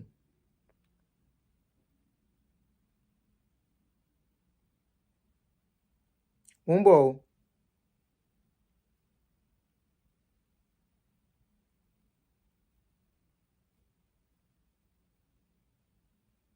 Please just hold on for me, because I think I saw something like that where the school said she spoke with Toby.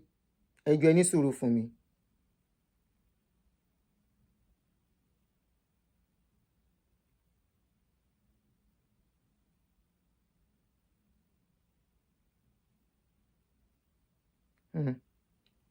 Mumbo. Sorry, guys.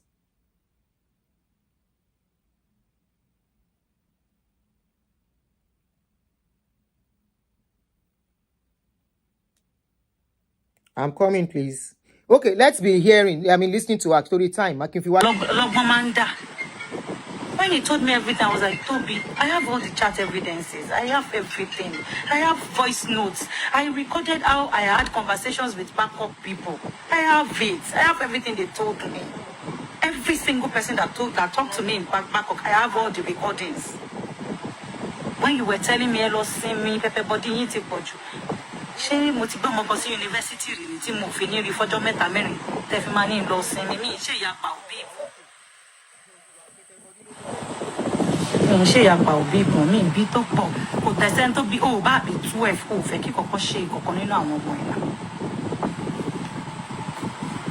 Ẹ wò wọ́n ní poor heads and roots. Mo máa ń tàgbò. All right, ẹ jẹ́ ká dúró bẹ̀ yẹn náà. Remember, in the earlier video, I saw something now. She said Toby is always complaining that the boy is not cleaning the bedroom enough. Now, it was here in that the findings of the school where they said that they mentioned that the adolescent be using a local sponge, blah blah blah, which was creating an unpleasant atmosphere in the room. Okay, she also mentioned that she had prepared this explanation of us did not sit well with the roommates, as the roommates were aware of well-documented university policies, blah, blah, blah.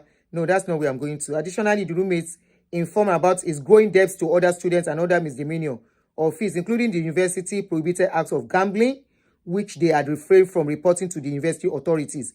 His mother thanked them for their discretion. And now, you know what? If truly that boy is actually gambling, from everything she has said, tó bá wù ẹ́ jáde fún mi, again, mi ò ní respond sí ẹ. Wọ́n ní tí ìdí bá bàjẹ́, ìyá Oladi. Tí ìdí bá ṣe kíni, tó ní ìdí ló máa ń dà. Mi ò ní mo mọ̀ ṣe tán o. Mi ò dẹ̀ ní mo perfect. Èmi náà ti bí àwọn ọmọ tán pass through teenage years. Mi dẹ̀ ní sọ wípé out of the 3, mi ò ní challenges from one of them. If I say that I'm not being truthful, kò sí òbí tó máa lóhùn ò ní challenge lórí ọmọ kankan. Bóhùn bí wọn mẹ́rin, but ó ti débi pé a máa bára wa sọ tọ̀rọ̀. Now, from everything you have said, mi fẹ́ play video ẹ̀yọkùn kò necessary. I am beginning to see from what you are saying here.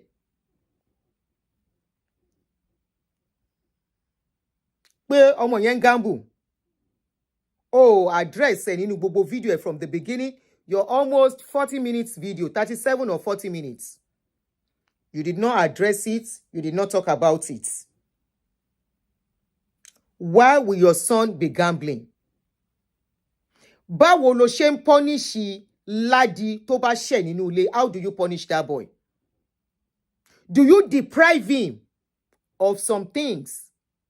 Because this is not about coming to social media and behaving like I'm a rich woman, I can provide everything. Sometimes I might share mistake as Obi.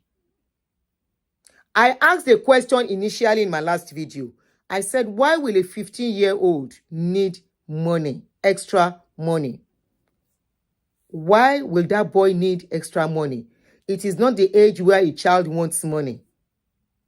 It is not the age where a child wants that big money. At that age, even if you give them 200 naira, they will be so happy. Why not save it?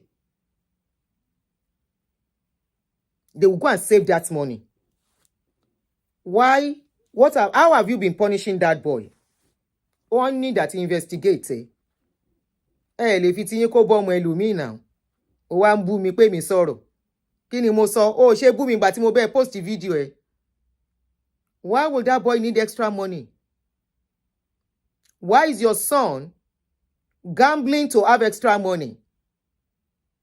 You said it in your video, this video we just watched, that your son called you for 1 month. Good 1 month. Abiyamọ gidi. Abiyamọ tòótọ́. Abiyamọ tára ń ta. Ara ta ìdàdà lóòótọ́. Good 1 month. Ọmọ ẹ sọ pé òun ò ra ID card tó máa fi jẹun ní school. Ọkàn ẹ dẹ̀ balẹ̀ gẹ́gẹ́ bí abiyamọ. Tó bá tiẹ̀ máa pọ́ ní ìṣe ọjọ́ kan òtítọ́. Kó wá sáré gbére lọ́jọ́ kejì. To go and report the school, ọmọ mi ti sọ ID card nù. Kò sí nǹkan tó máa fi jẹun ẹjọ́. Pátápátá wọ́n á punish ẹ̀. Pátápátá wàá sanwó extra ID card. A lè jẹun. Wọ́n ní tí ìṣẹ́ bá kúrò. Wọ́n ní tí ebi bá kúrò nínú ìṣẹ́. Ìṣẹ́ ti bùṣe. Ọmọ tí ò róúnjẹ jẹ will do anything. Ask yourself, ṣó wà truthful pẹ̀lú kéèsì yìí? Ṣó wà honest? Gbàgbé negligence Babcock. For now. Báwo ni ọmọ ṣe máa pè ẹ́ gẹ́gẹ́ bí ìyá? Oníkan fi ilẹ̀ ẹ̀rọ ló ń pa. Ọmọ dẹ̀ ń pè ẹ́. Ó dẹ̀ ń bọ́ ọmọ sọ̀rọ̀ lójoojúmọ́. Ọ̀rọ̀ ọmọ máa ń ké mi lára o. Ọ̀rọ̀ ọmọ máa ń dùn mí gan. Like ọmọ kéèyàn fi ọmọ tàràkà. Torí ọmọ tó bá rí nǹkan tó yẹ kó rí nínú ilé, wọn yàyàkuyà. Wọ́n lè ní lọ́wọ́ díẹ̀, wọ́n lè lágídí. The worst ọmọ yẹn lágídí fún ẹ nínú ilé, that's the worst. Kì í ṣerú hábìtì tọmọ ìtọ́ sọ pé ọmọ yìí lọ tọrùn bọ̀. Báwo lọmọ ẹ ṣe mọ bọ́ ṣe ń yá owó? Ó dẹ̀ ń sọ lẹ́nu, ó dẹ̀ ń dùn mọ́ ẹ lẹ́nu. Tún bú mi dáadáa. You are saying it, ó dẹ̀ ń dùn mọ́ ẹ lẹ́nu. Wípé ọmọ ẹ ń yá owó to the tune of 100,000 plus. Kò tún tó, ó tún ta card, ó tún ta phone to raise money. Ibi tó ti introduce ọmọ sí nǹkan tí ó yẹ kó ọmọ ṣe nìyẹn. Ibi tí ọmọ, mo máa ń tẹnu mọ́ kinní yẹn pé kò sí ọmọ tó fẹ́ yàyàkuyà. Bí kò sí ọmọ tó bí lẹ́nìí tó bí sílé ayé tá bá lóun fẹ́ yàyàkuyà. Tí nǹkan tó ọmọ bá bẹ̀rẹ̀ sí ń gbé ọwọ́ kan, especially irú ọwọ́ báyìí, ọ̀bọ̀yọ̀ ọmọ ń sá nílé, ọ̀bọ̀yọ̀ ọmọ ń sá fóbi ẹ̀. Òbí yẹn lèmi máa ń dì mú. You failed your son woefully. You failed your son woefully. How can your son, how do you sleep? Ó dẹ̀ ń jẹun níbi tí wọ́n wà. For 1 month, your son said, I don't have card. I don't have ID card to eat. I lost my ID card. Ó ní kó má dá lóhùn irọ́ ló ń pa kó lọ wá ID card yẹn wá. Ó dẹ̀ mọ̀ pé nǹkan tọ́mọ yẹn máa fi jẹun nìyẹn. Tí Babcock ò bá get to the root of this issue and make it public, then Babcock has something to hide. Because they have been accused of bullying. 15 years? 15 years of age? That's a baby for me. For crying out loud. That is a baby. Ọmọ yẹn fad ní extra ni. Ìyá tó bí àbí kí ló ń jẹ ìyá Ládì. Ládì fẹ́ ní extra owó sọ́wọ́ torí ọjọ́ tó bá máa punish ẹ̀ kó lè rówó lò. Yes, that's how I can assess what is going on. Kó lè rí owó lò ọjọ́ tó bá máa lack. Tó bá jẹ́ pé bó ṣe ń punish ẹ̀ lélẹ́yìí. Wọ́n fóúnjẹ punish ọmọ. Kò téèyàn fi ń punish ọmọ pọ̀ lóríṣiríṣi.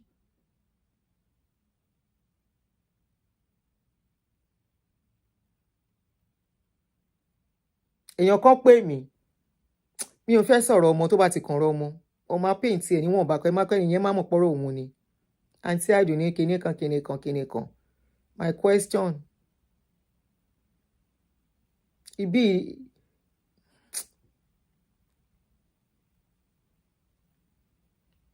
ọmọ side card ni kò wá ní kó má yàwó ṣé kó lọ jalè ni. Àbó oúnjẹ àwọn yòókù nìkan gbé fún. Àbó mọ̀ pé bí máa pa ó tí ẹ bẹ̀rù kọ́mọ ẹ kọ́ta ọmọ ẹ má ṣubú lulẹ̀ tí ò bá jẹun. Oúnjẹ bọ́n ṣe náà dàgbà tó nú ilé mi òun dúró dè wọ́n pọ́n ọ̀bá sóúnjẹ.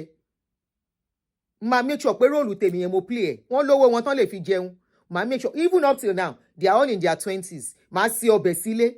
Ọbẹ̀ yẹn ni ò gbọ́dọ̀ wọ́n stew. Wọ́n lè mu stew lójú oorun. Up till now mi ò fi stew yẹn ṣeré fún wọn. Wọ́n ti tójú bọ̀. Wọ́n ń ṣe oúnjẹ fúnra wọn. Gbogbo wọn pé there are times tán lè lọ bí iṣẹ́ kan dé kó rẹ̀ wọ́n. Combining school and kini. Kó dé kán rẹ̀ wọ́n. Kán má fẹ́ jẹun kán lọ sùn bẹ́ẹ̀. Tí wàhálà ẹ̀ bá délé mi ló máa kàn. Tán bá lọ ní ulcer. Ulcer ń pààyàn. Èmi ò ya fi yẹn ṣe. Màá ya ṣe bẹ́ẹ̀. Sílé. Màá ṣe ráìsì tí. Tán bá rí pé àwọn òde ó rẹ̀ wọ́n wá gbé ráìsì wọ́n á jẹ. Ó wù wọ́n jẹ kò wù wọ́n jẹ. Ibi yẹn á jẹ́ kán jẹ. Nǹkan tán bá nù fíríjì nìyẹn. Ó wá fi ebi pa ọmọ. Ó dẹ̀ tún sọ gẹ́gẹ́ bí òbí. Àbí kí n bẹ́ẹ̀ tún kíní yẹn ká dá padà. Kò gbóhùn ààrẹ, kò gbọ́ nǹkan tó sọ. Àtàwọn abíagbá. Tẹ́jọ́ wà lọ́ndà pé ìjì ẹ tó ń pàtẹ́wọ́ fún ẹ. Tàn sọ tọ̀rọ̀. Èmi ò fẹ́ kó láìkì mi. Ẹni tó bá sọ tọ̀rọ̀ fi hàn wọn láìkì ẹ. Tí ọmọ ìyá méjì bá wọnú yàrá, tán bá rẹ́rìn bọ́ta wọn bára wọn sọ tọ̀rọ̀ ni. Máa gbé ṣé kí n tún play. Kò gbọ́ra ẹ. Òun sọ pé ọmọ sọ káàdì nù. Kò ró ń jẹjẹ. Mo kàn wò ó sì náà ìpẹ́ ẹ̀gbọ́. Kí ni woman yìí sọ tí ò dùn lẹ́nu ẹ? Now, the same Tobi tó ń accuse. Tobi tó ń accuse. Wọ́n ní Tobi pè ẹ́. Ṣé Tobi pè àbí kò pè ẹ́? Yes, àwọn ọmọ yẹn lè sọ wípé kò sẹ́ni tí ò mọ̀ pọ́ṣẹ dúdú máa ń rùn. About the black soap. Everybody knows that black soap smells. Èmi go like òórùn ẹ̀. That's why some people have refined it. Tó yẹ pé ọṣẹ dúdú yẹn wọ́n ti ṣe tó yẹ kó máa ń ta sánsán ẹ̀wọ̀n lómi. They refined it. I don't like. I should replay it. Okay. I personally don't like black soap. I don't like the smell. Not for anything, but I just don't like the smell. Then apart from that, kọ̀ọ̀kan ìbílẹ̀ máa já sílẹ̀ and all that. Ìwọ náà sọ́nsẹ̀ náà sọ pé ọmọ ò tọ́jú ibi tó wà dáadáa. School náà sọ something like that. Okay, so èèyàn kan ní ká replay kìíní yẹn. All right, hold on. It's the first one I played. I hope we don't have to start from the beginning.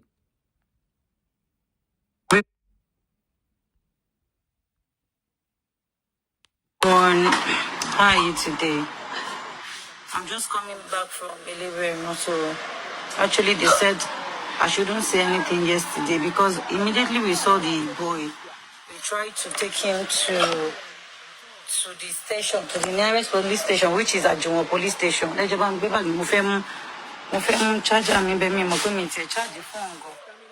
So immediately we saw lọ́wọ́ yín. Ṣé wá rí àwọn family fìjà bí wọ́n bínú sí mi pé mo sọ pé mi ò léèyàn.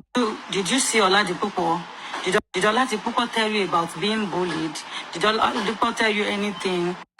Sherry, kò tí mo fẹ́ sọ ni wípé mo wà nílé ní àná ní àwọn ará former school, secondary school ọmọ mi tó ti kúrò. Wọ́n wá, wọ́n sọ fún mi pé ó dàbí pé àwọn lọ sí old record àwọn ìgbà tí àwọn ń wo gbogbo fídíò tí mò ń ṣe, àwọn ń wò pé àwọn rí pé I'm not in a good mood. Àwọn wá decide pé opportunity wo ọ̀nà wo làwọn lè lò láti help me in search of Oladipupo. As you all know, gbogbo yín náà lè ń bá mi wá Oladipupo. So wọ́n wá old record, wọ́n wá bẹ̀rẹ̀ sí ní pé gbogbo àwọn old students wọn, àwọn tó mọ̀ wípé wọ́n close mọ́ Oladipupo. Wọ́n bẹ̀rẹ̀ sí ní pé wọ́n pé did you see Oladipupo? Did Oladipupo tell you about being bullied? Did Oladipupo tell you anything? So títí wọ́n fi wá mọ ọ̀dọ̀ ẹni tí Oladipupo sá lọ. Wọ́n wá bá mi nílé láàárọ̀ àná. In fact, church làwọn méjèèjì wà. Master K àti Mr. Femi, mo dúpẹ́ lọ́wọ́ yín. Gbogbo alternative school lápapọ̀, I appreciate you and I want to tell you that you are doing a great job. Fọ́mọ tó ti kúrò ní school yín, tẹ̀dẹ̀ ṣì tún wà consigned. I appreciate you. Ẹ ṣé gan ni. So, ìgbà tó wá sọ fún mi pé ó dà pé àwọn gbọ́ wíníwíní ibi tó wà o. That was after tí a sọ wípé a fẹ́ lọ sí Babcock tí wọ́n sọ pé àwọn OC anti kí náà pè ó sì anti-kidnapping láti Eléwéran wọ́n pè mí láàárọ̀ àná wọ́n sọ wípé kí n jọ kí n má jẹ́ káwọn èèyàn migrate lọ sí iwájú school yẹn o wípé because wọ́n ti ń wá ọmọ mi already wọ́n pé àwọn èèyàn tó ti ń wá ọmọ mi ti pọ̀ pé wọ́n dẹ̀ ti fẹ́ lọ sí network providing office láti lọ check gbogbo call logs and everything so that wọ́n á lè mọ ibi tó wà. Everybody tried for me. People were on feed looking for my son because they saw that I was not in a good mood. Thank you, everybody. So, bàtí wọ́n pè mí pé kí n má lọ anywhere mo dẹ̀rọ àjókòó mi pé kó má di pé lóòótọ́ àwọn míì wọ́n ready láti lọ hijack kíní yẹn mọ́ mi lọ́wọ́. If you all can remember, I said that I am begging Babcock. In none of my videos, some people were saying, le faraya ni, ṣọmọ kọ́ là ń sọ yìí ni, kò mà kí n ṣe pencil. But I told you people, Moja Mosa, la making koju, loju ogun. You fight to live another day. Emotion ben Babcock, I am only begging you. I am only begging you. Help me to look for my son. And then ya biamo, eba mi rodada. Did I do anything bad? By calling out a private school that I enrolled my son. Àwọn public schools ó dáa tó ń wà ṣebí National Open University ni mo lọ ṣebí LASU ni mo ti ṣe project mi. I know that there are schools outside that I can put my son. To hear where she said the boy lost his ID card and he borrowed money, and when the boy called her for some weeks, she said the boy was lying. They should ignore the boy. Torí pé ó kéré mo fẹ́ bí tí wọ́n ti ní jẹ́ kó máa jáde síta ó ní mo ṣe fi sí Babcock mo fẹ́ bí tán máa ti tọ́ pé tí kò bá wá kíláàsì gan wọ́n á sọ fún mi torí pé ṣe rí ní adolescent stage yẹn táwọn bá ti ń 13 upward wọ́n máa fẹ́ ya nǹkan míì àwa òbí la ò ní gbà fún wọn. Ẹ bá mi wá òbí tọmọ ẹ ti kọjá 20 tó ti kọjá 30 tí kò ní rí nǹkan kan sọ ó lè bímọ 4 àbọ̀mọ 2 kò má rí kankan tó máa kò sí bó ṣe lè ṣe Ọlọ́run ló ń bá wa tọ́mọ àlè dọ́mọtọ́. There is no way you can be perfect. Tẹ́ pé ọjọ́ mi ọmọ ò ní wà kankan tó máa ṣe tẹ́ pé ó máa dàbí pé kan sí Ọlọ́run lọ́rùn is the mistake many times many of us we are negligent of our responsibility. Àwa fi responsibility wálẹ̀. I am praying for him. Ọlọ́run á gbàdúrà lórí ẹ̀. Ọlọ́run á ṣe. No, you do your part. Tó bá jẹ́ help lọ́mọ yẹn need to seek help for him. Seek help. Ọ̀dọ̀ wa láti máa ń rò wípé ọmọ ò need the help. All the emotional things tí òbí àgbàlagbà ń go through, children go through it too. We just ignore it. We ignore. I might ignore those little things and feel it's not necessary. They go through something too. Láwọn ọmọ yìí. And Oladipupo, when he came back, we made a video of the woman that brought him and what she said. My friend that made the video has not sent the video to me. So I can't upload it now, but after the live, I might upload it. She understand. So she said that I am too harsh. That was what she said, that nígbà tó ọmọ mi ti ń bá mi sọ àwọn ọ̀rọ̀ kọ̀ọ̀kan ló yẹ kí n ti gbọ́ ló yẹ kí n ti sọ fún pé kó bá òun mú ọmọ mi kúrò nínú yàrá tó wà yẹn. Gẹ́gẹ́ báwọn bá kọ̀ ṣe sọ fún mi lọ́jọ́ sí wọ́n ní pé àwọn ọmọ yìí wọ́n ní pé mental health wọ́n yàtọ̀ sáwà àwa àti ìyá wọn ní pé mental health wọn ó yàtọ̀ pé ó lè pariwo mọ́mọ́ mi kò lọ sásì kọ́nà kó ní o ti deal pẹ̀lú mental health òun ni.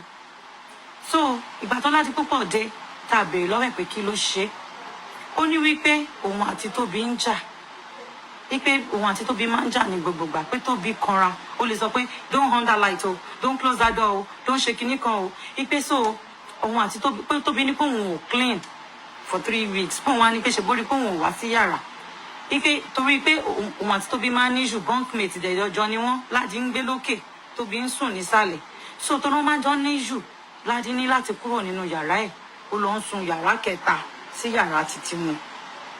So he has been sleeping in other room ní kò ṣe sign in sínú yàrá títí ẹ̀ pé bẹ́ẹ̀ ló ń sùn since April 13.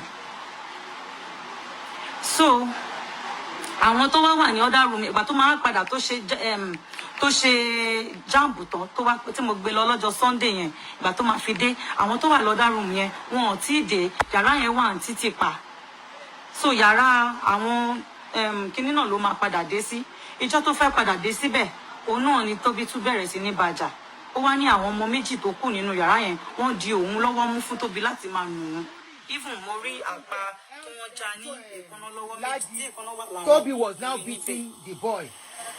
And witness irú nǹkan yẹn láti ìgbà tó ti kéré títí dàgbà he has always been to private schools so kíní yẹn fún níbi bully attack ló wá gbé báàgì ó wá ń wọ́ndà káàkiri gbogbo inú school tó fi wá padà jáde síta ìta shop ìta kiri káàkiri títì kiri lọmọ mi sùn for 2 days ó ní school ó ní mọ́tò staff bus kan tó ń rí tó ń lọ sí Èkó lòún tẹ̀lé dé Ìbàfò ó ní ìgbà tóun tún wáyé wọn pa tóun bá wálé mọ́mí òun máa pa òun wọ́n máa ti sọ gbogbo nǹkan tóun ṣe fún mọ́mí òun. I'm not saying that Oladipupo is a good child and I'm not saying that I'm a good mother but gbogbo ẹ̀yin abiyamọ ayé ẹ mọ̀ wípé at one point in time tí èèyàn bá fojú sọ́mọ lára dáadáa he might want to go bad especially tó bá wà in bad company. Then when they are 15 or from 13 upward don't entrust them with money. If they are in school, I will be pointing some things. Àwọn ibi tí mo ti ṣe àṣìṣe mi ní gbogbo fault yẹn wà lọ́wọ́ mi o. Àwọn ibi tí mo ti ṣàṣìṣe pé he is just 15. I'm supposed to get him a guardian in school to be giving him money. Pé ẹ bá mi iye báyìí ní kẹ́ gbà ẹ má bá mi Oladipupo. You see why we have to do this video? You said something now. You said you made that mistake. You should have gotten a guardian for him.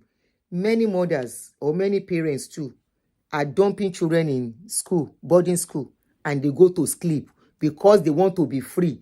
And they think, after all, Moti was boarding school, Moti free. Abi?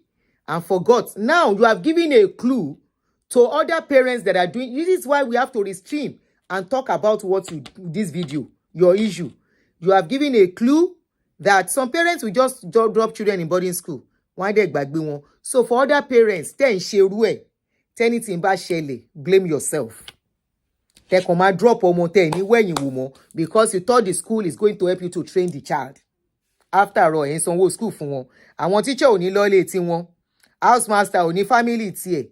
Kó tiẹ̀ jẹ́ house master, he has his family inside that school compound. Tó ó ní time tó gbọ́dọ̀ lọ́dún pẹ̀lú àwọn family ẹ̀. Ó dẹ̀ ní time tó máa ṣe hostel round. Ẹ má jẹ́ kó náà wà nọ́pọ̀ ara o. But torí pé à ń kó gbogbo owó yẹn fún, he might just decide to spend the whole money the same day. I'm not saying that my son is perfect. Because we give him all the money, he might decide to spend the money, all the money the same day. In other words, if you give Ladi 100,000, he will spend it that same day. Kí ló fẹ́ fi rà? Ọmọ 15 years. Almost 15 years. What is he going to buy with 100,000? As he is spending money like that, ṣó ti náwó bẹ́ẹ̀ tẹ́lẹ̀ ni. Kí ló máa ń rà? Kí ló ń fowó náà ṣe? Tó fi jẹ́ wípé if you give her all the money, she might end up spending all the money that same day. Ìyá mi, eléyìí tó sọ síta yìí le díẹ̀. Iṣẹ́ wà lọ́rùn ẹ̀. Ọlọ́run á fún ẹ ṣe o. Ọlọ́run á fún ẹ ṣe. Kò ní sú ẹ, kò dẹ̀ ní rẹ̀. Wàá jèrè ẹ̀. Ọmọ ná owó tán lórí ìjókòó same day. Is it chewing gum or rice or kí ló fẹ́ fowó yẹn rà? But remember this.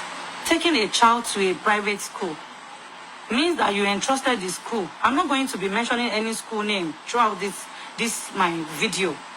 I'm not going to be mentioning name.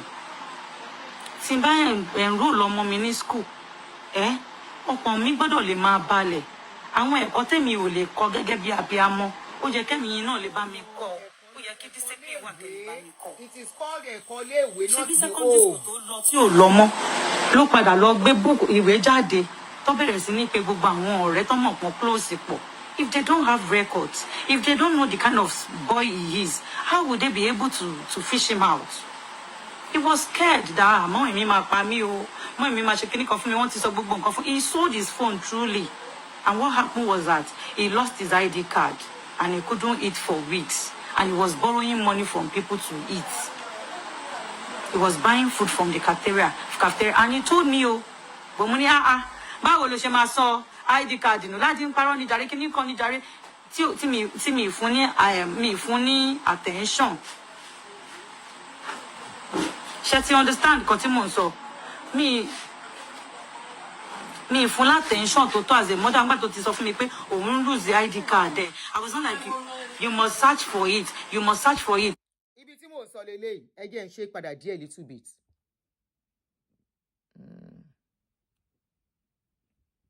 Sold his phone truly. And what happened was that he lost his ID card and he couldn't eat for weeks. And he was borrowing money from people to eat. Ìyá mi, ṣọmọ yóò sọ fún ẹni òun sọ ID card nù for weeks and he could not eat for weeks. Oda. He was buying food from the cafeteria and he told me, oh, but money, báwo ló ṣe máa sọ ID card nù láti ń parọ́ ní jàre kíní kan ní jàre. Ẹ jẹ́ ká stop bí. Ó ní and he told me, oh, but mo ní báwo ló ṣe máa sọ ID card nù, irọ́ ló ń pa jèrè.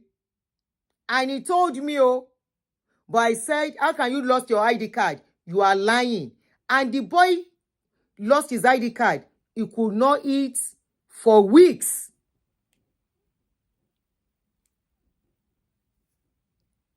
Ẹ jọ̀ọ́ nítorí Ọlọ́run. Àbí mo máa ń rò ń gbà mí pé àbí ìyá ọmọ jẹ mí nígbà mo kọ́kọ́ wá sílé ayé ni. Torí bí mi ṣe wà àyè mi máa ń bẹ ọmọ o. Bí mi ṣe wà kí n lè rojú ọmọ ńlẹ̀, kọ́mọ lè gbọ́ tèmi, kò sí nǹkan tèmi ò lè ṣe fọ́mọ o. Kì í wá ṣe bí kí n ṣàkẹ́bàjẹ́ o. Kì í ṣe bí kí n náwó tí ò yẹ kí n ná fọ́mọ o.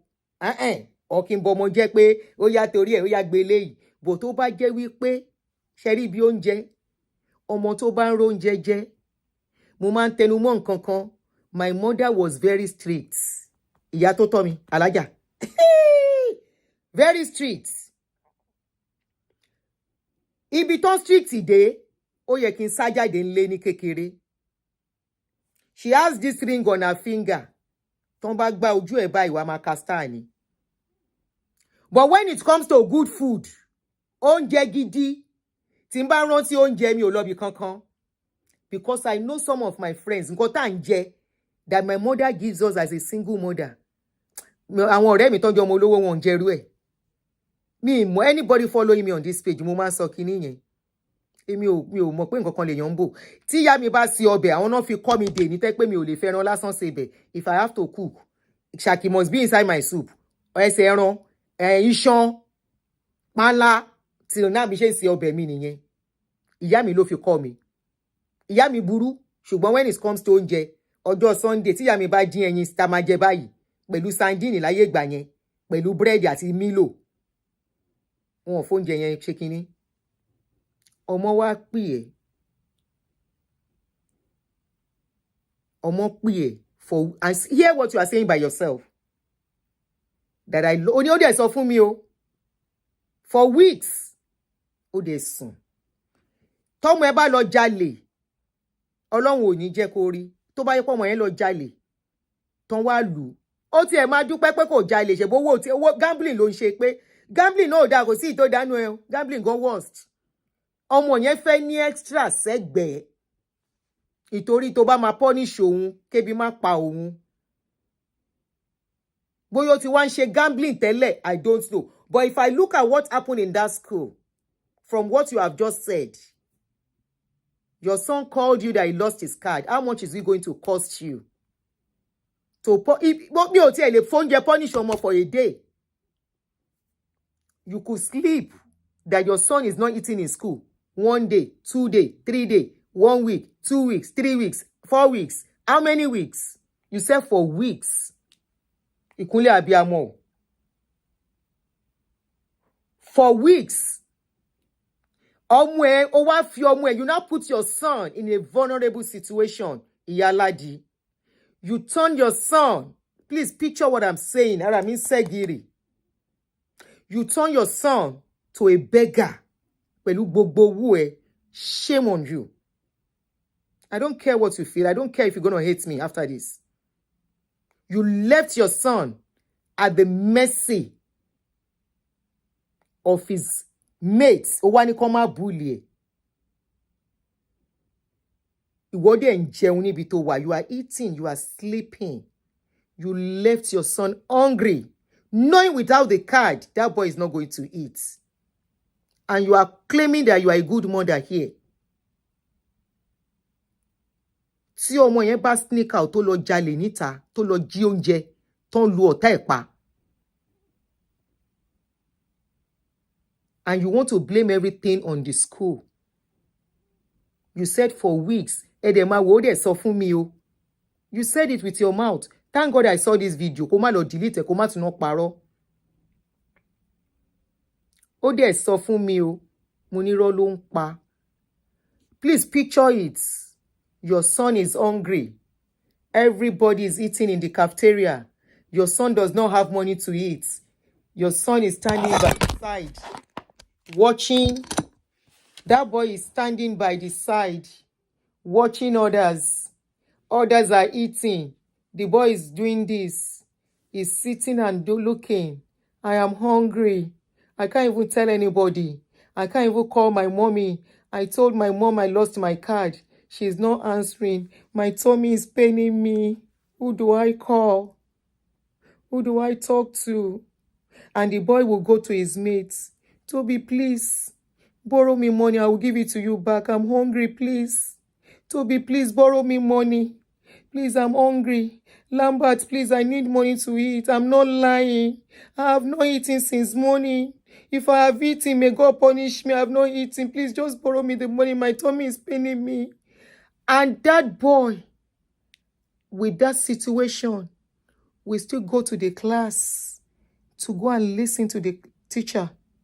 That boy at that point will still go to the class, probably being shouted on by the teacher because he's not concentrating. Maybe because the child is hungry. How do you sleep as a mother and you come out? You are saying people are talking.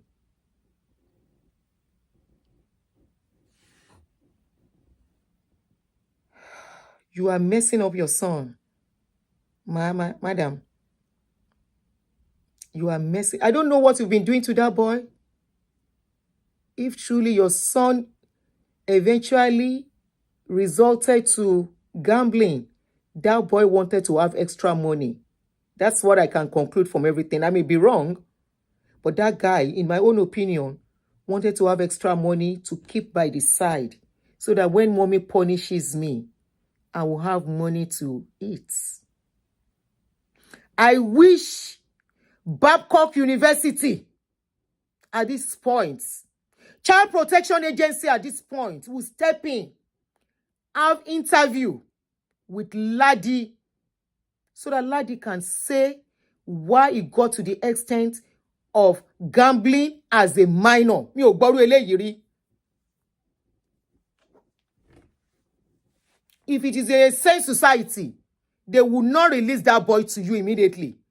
That boy is supposed to be taken into custody to find out why he has to run from school, to find out why he has to be begging people for money, to find out what that boy at that tender age went into gambling. Owó wo ló ń wá? Kí ló fẹ́ fowó ṣe? Ṣaṣọ ló fẹ́ rà? Ṣóúnjẹ ló fẹ́ jẹ?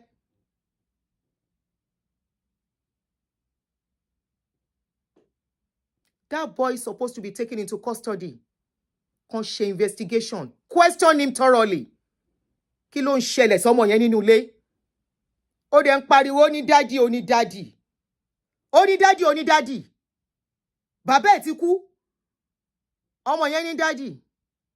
And kò tún lè sọ fún daddy ẹ̀ náà pé káàdì sọnù. Ìwọ àti daddy ẹ̀ wá sùn ẹ̀ kọrí síbì kan náà. You guys now can see what I am saying. How parents messed up children. When I say, if you are going to get married to another man, make sure, if you are a single mother, make sure that man will love your children and love you. So that when you are going wrong, that man is there to correct whatever you are doing. Ó ní ọmọ yẹn máa ń bá bàbá ẹ̀ sọ̀rọ̀. Ìyẹn ni tó pè ní bàbá ọmọ yẹn. Ọmọ yẹn ò dẹ̀ lè sọ fún máa yẹn pé òun sọ káàdì nù. ìgbà tí wọ́n bá sọ fún ọ bóyá ẹ sọ fún bàbá yẹn náà lè sọ wípé ó ti ń pẹ́ jù kẹ́ lọ wọ́ ọmọ yẹn ní school má fi oúnjẹ punish ẹ̀ tó bá délé kó wá jẹ punishment ẹ̀ lọ bá ní school ó ní àní told me o.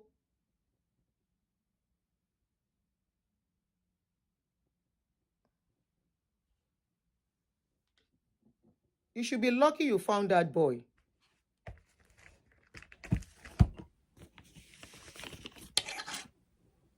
Ọmọ ẹ̀yẹn ń wá owó sẹ́gbẹ̀ẹ́ kan ni. I'm sure tó bá rí opportunity tó pé 18 tó sá mọ́ ẹ lọ́wọ́ a máa pè é lórí phone mommy I'm fine I'm not coming home torí èmi ti rírú ẹ̀ rí. Ojú mi lọmọ yẹn ti ń sọ fún mommy ẹ̀ pé mommy if I should leave this house I'm not coming back. Mo ní mo ní kí ni ó dé kí ni ìyá ẹ̀ ṣe fún ẹ ìyá ẹ̀ ní ṣó ti gbọ́ yóò mú ní sùúrù ariwo tó máa ń parí gan pẹ̀lú tọmọ bá dé stage wọn yẹn bá wọn pariwo mọ́ ní sùúrù mo bá lọ bọ́ ọmọ yẹn lágbájá please don't say that. He said no aunty I'm tired of her aunty kíní kan and I mean what I say. Abiyamọ dẹ́ẹ̀dẹ́ mìíràwó don't say because of your own desire kó gbàgbé ọmọ ẹ. If you have a man by the side, mistake yóò yẹ kó wáyé.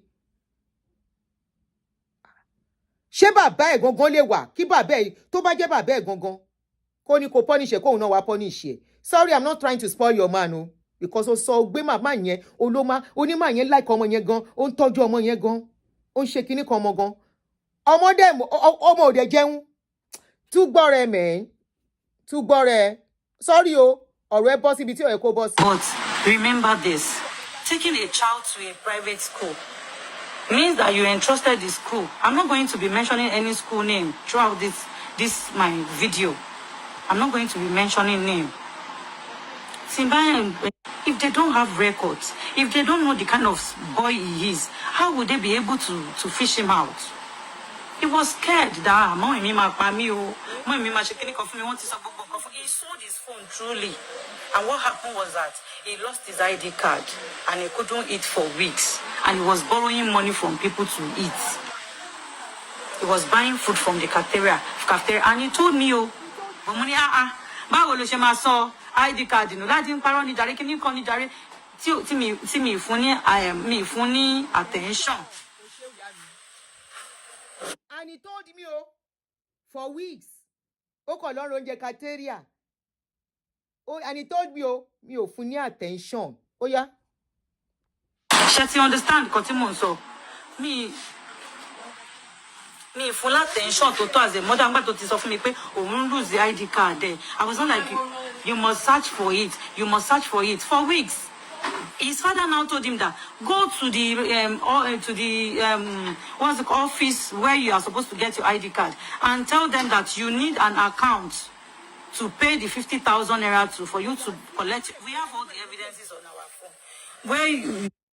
For weeks, and none of you, àti father, tẹ́ lè gbéra, kẹ́ lọ sí school, kẹ́ lọ sort àárín yẹn out.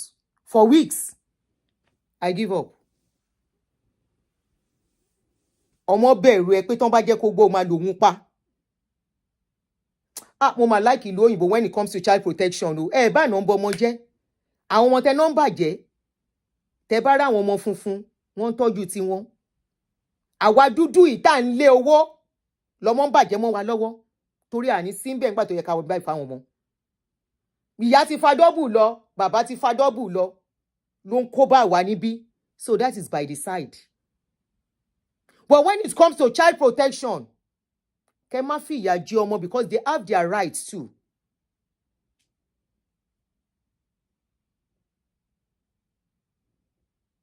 They have their rights as children. They are to be protected because ọmọ pa àwọn parents kan wà tí wọ́n máa ń ṣe ọmọ báṣubàṣu. Tí wọ́n bá nírú òfin yẹn ní Nàìjíríà, majority of Nigerian parents náà máa wà lẹ́wọ̀n lẹ́ni. Yes. Child abuse ti pọ̀jù láàrin wa. Too many. Many will say, báwo náà ṣe ń gbọ́, ipò ọmọ fẹjọ́ ẹ̀yà ìsùn. Báwo náà ṣe ń gbọ́, ọmọ fi bàbá ẹ̀sùn, ọmọ fi ẹjọ́ bàbá ẹ̀sùn. Ìníkan. Wọ́n ń kọ́ ni, wọ́n ń tọ́ ni. Ẹ dẹ̀ máa mess up ọmọ mentally and emotionally and psychologically. Òun ló dáfá fún pé majority grow up to be abusers in their own relationship too. Because what you think is love is not love, it's actually abuse.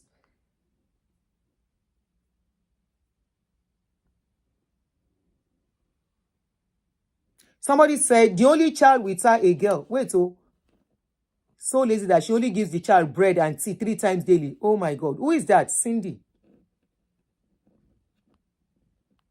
Mo rí comment èèyàn kan ní Cindy, mo ló ti bẹ̀rẹ̀ sí sọ̀rọ̀ yẹn. I wish pé abroad ń bí lọ́rọ̀ yìí ti ṣẹlẹ̀. Ìyá Ládì. Tó tẹ́ ò bá lọ sẹ́wọ̀n kékeré ló máa kùn. Tó bá wùn ẹ́ bọ́ta kó bú mi. Bú mi, mi ní dẹ́ lóhùn mọ́. But discrepancies máa gbé jáde for you to mention me in that your video. Torí rere ni mo fẹ́ fún ẹ. I felt your pains when you came out. I felt your pain so much. Not knowing you were trying to push everything to Babcock. Because ordinary Nigeria, tabati jade, tombati sorrow, we blame, we pamper the person that cried out. We don't question. Babcock that you are talking about, that is somebody's business. Babcock that you are talking about have other children in that school that needs protection. It doesn't matter if they are 18, ọmọ lọmọ ń jẹ́. It doesn't matter if they are 20, ọmọ lọmọ ń jẹ́ níwájú gbogbo òbí. Ọmọ ò dẹ̀ kí ń dàgbà níwájú òbí ẹ̀. Kò sẹ́ni tó máa gbàdúrà pé kí nǹkan kan ṣe ọmọ òun. Even if they are 30, even if they are 15, even if they are 10, if they are 20. And as a good mother, tí nǹkan bá ṣe ọmọ ẹlòmíì, you will feel it. Bí pé wọ́n ló ṣẹlẹ̀ sí. Òun la ṣe jáde. Ta ṣe bẹ́ẹ̀ repost. Oh, bú wá ń gbà yẹn. Your friends came to say thank you. Ó wá bọ́ta òun bẹ́ẹ̀bú. In the process, pé òun bẹ́ẹ̀bú. Apologize. I even wrote it. I tagged you to it. I said at this point, why do you think I did it? Kò lè ní soft landing. I did it so you can have soft landing from Babcock. But I know pé máa fi ẹlẹ̀. I know pé Babcock máa fi ẹlẹ̀. But be grateful that what happened in Nigeria. If it happened here, the government will sue you on behalf of your son. The government will sue the school on behalf of your son. The school will sue you on behalf of their own business. So sue bó ṣe máa lọ. Torí ẹ̀, lawyer is a hot business here. Wọ́n sue aráyé wọn bàjẹ́ nílùú yìí. Sue yìí ní nǹkan. If you are living in this country, government will sue you for whatever your son is going to tell them. Because from your own narration, you shot yourself in the leg several times. Government will sue you on behalf of your son. They will sue the school on behalf of your son. And that son told will not follow you like that. No. That son will be kept with them for a long time to do interrogation and extract information. Many information from that child. As I remember one day, a baby strayed out of the apartment. Mo kọ̀rọ̀ ọmọ yẹn ni mo ní ẹ gbà mí. Mo bá ń béèrè, hello, ó ní hi. Mo dẹ̀ tí mo kó sọnù ni. I moved close to him. I engaged that daughter, that girl. It's a girl. Instantly, I called 911. And I told them, I said something, this is it. I saw a little girl here, a minor, and I don't know, it seems she means that way. Wọ́n ní kí n jọ kí n engage káwọn fi dé, and I engaged the child, tán fi dé. So, but on day, they said, on one bá sọ̀rọ̀, mi mọ bó ṣe extract information yẹn. Of course, they are professional. I don't know how they extract information. The child was able to take us to where the parents stay. Instantly, wọ́n béèrè 1 or 2 questions. Mo rí wọn tán kọ́ báyìí. Wọ́n ṣe question yẹn tán. Wọ́n ló yá. Mo lè wàhálà dé. Ọmọ yìí ti kó bá àwọn parents ẹ̀. Be very grateful. Naija, let in ṣọmọ yama. And that is why a lot of Naija, wọ́n ti wà messed up already.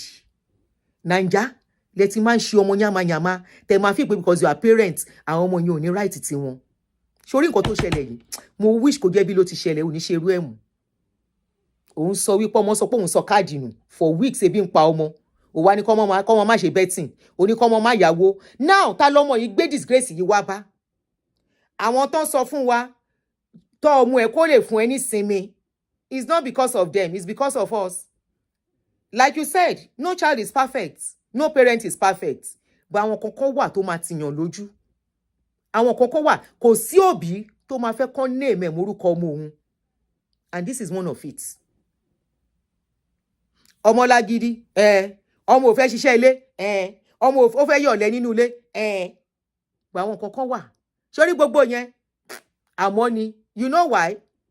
Tí ọmọ yẹn ò bá ti dójú tì wá, tí ọmọ yẹn ò kó wa síta bí ọmọ ọjọ́ mẹ́jọ, tí ò lọ ṣe àṣemáṣe, kọ́mọ má wọ̀nwé gan is still okay compared to orú nǹkan báyìí.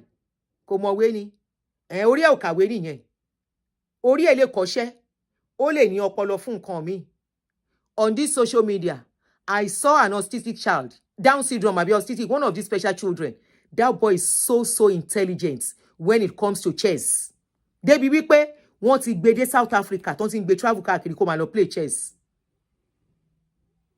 Special need child ni, in fact kò lè rìn dáadáa tó bá rìn. But when it comes to chess playing, that guy is so good. Wọ́n gbé kiri ni. Intelligence ẹ̀ wà ní ọpọlọ ẹ̀, physical ability ni kò ní. So a child may not be brilliant. Okay. But that child has something special in them. That child has a special area to my perfect thing. So àwọn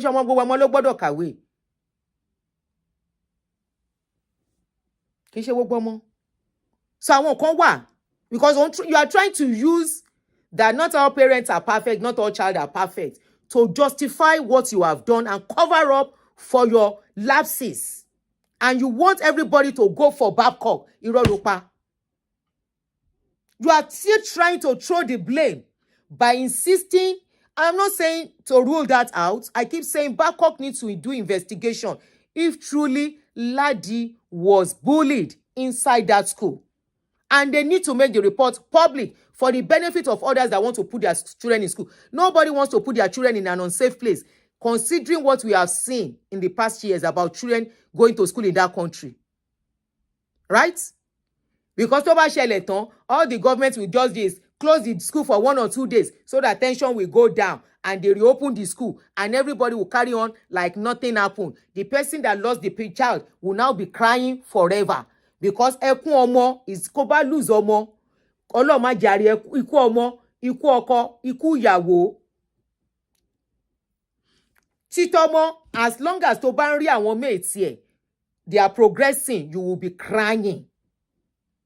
Wọ́n jọ law school ni, ó dé university. Èèyàn kan pè mí, ó ní aunty, ó ní emo, I watch one of your shows. Ó ní I can't stop crying. Mo ní aunty kí ló dé mà? Ṣé mo sọ nǹkan tí ò dá ní? Ó ní no.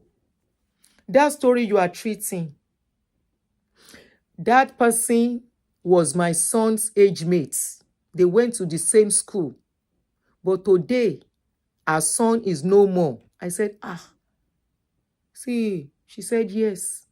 He said if he's alive, he should be so age. He should even be married today. She said, I'm here to get over the pains. I said, is he the only one? He said, no, I have other children.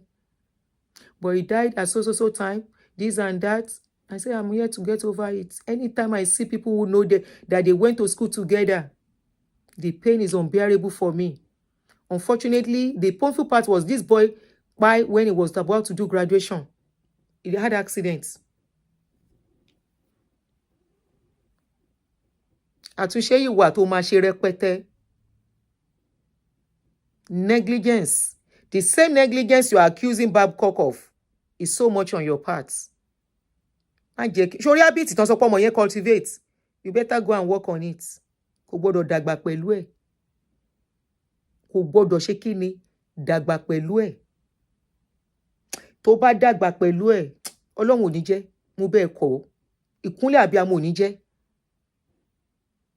Àwọn tí wọ́n ń ṣe irú ẹ̀, ayé wọn balance.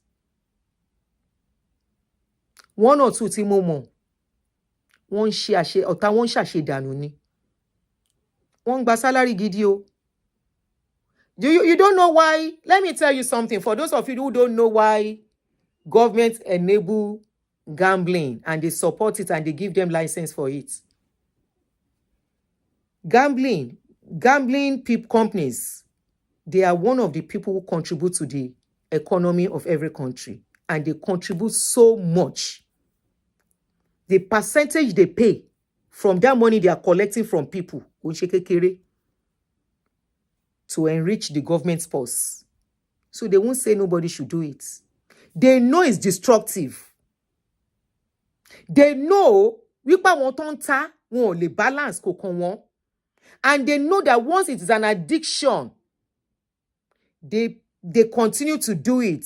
That way, they are making money.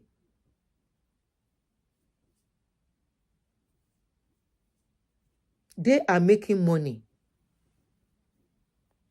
So wọ́n máa encourage ẹni tó bá ti wọ̀ tó bá ní lọ bèrè lọ́wọ́ àwọn tó ní family bẹ́ẹ̀ ẹlòmíì ti parẹ́ àgbàlagbà míì parẹ́ torí gambling tó tọrùn bọ̀ torí gbogbo nǹkan ló máa gbà tó bá wá wò títí pé kí ló kùn wọ́n á wò pé kí ló àwọn kúkú ṣe ilé ayé wọ́n á wò pé kí ló kùn má live in denial. Torí gbogbo ọ̀rọ̀ tó sọ in your 35 minutes, you refuse to respond to so many vital points, bullet points that Babcock bullets on their own profile. I was expecting since you decided, I told you, I said, just apologize and move on.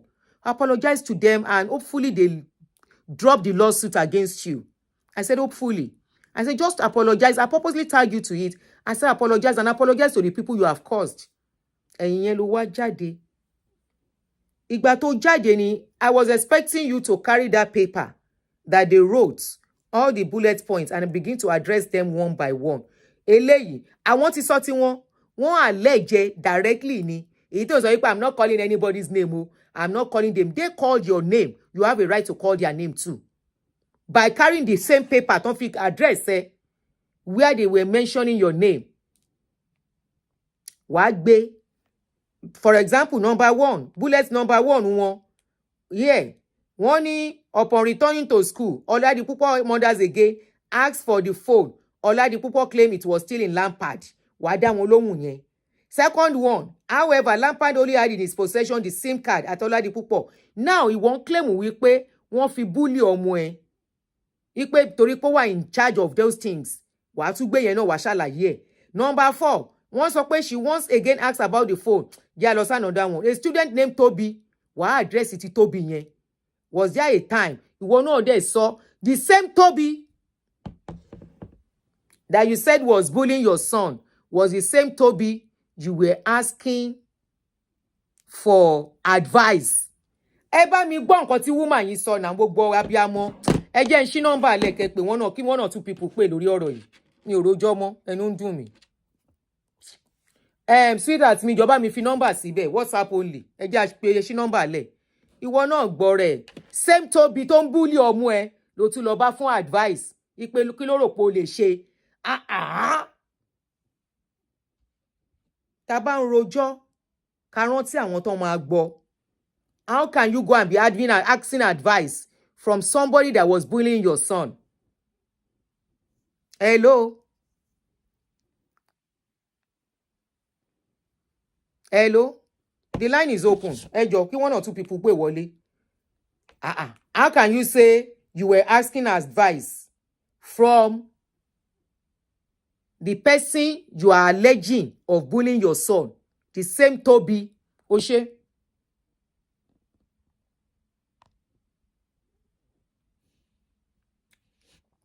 Ẹ jọ̀ọ́ tẹ́ bá máa pòwe lẹ ẹ má bú o. Ẹ jọ̀ọ́ nítorí Ọlọ́run. This is not about insulting her.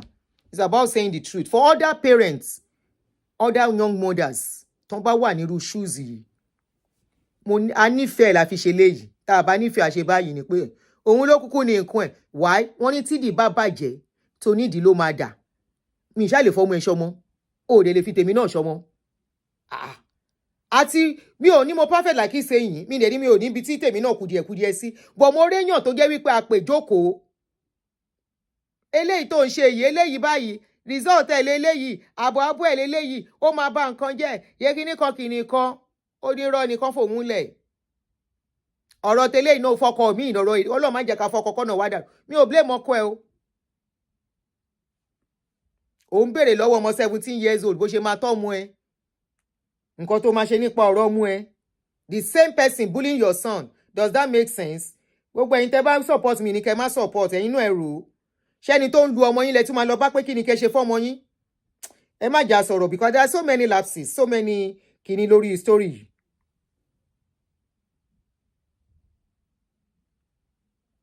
Kawa stop. The father is late. The father is late.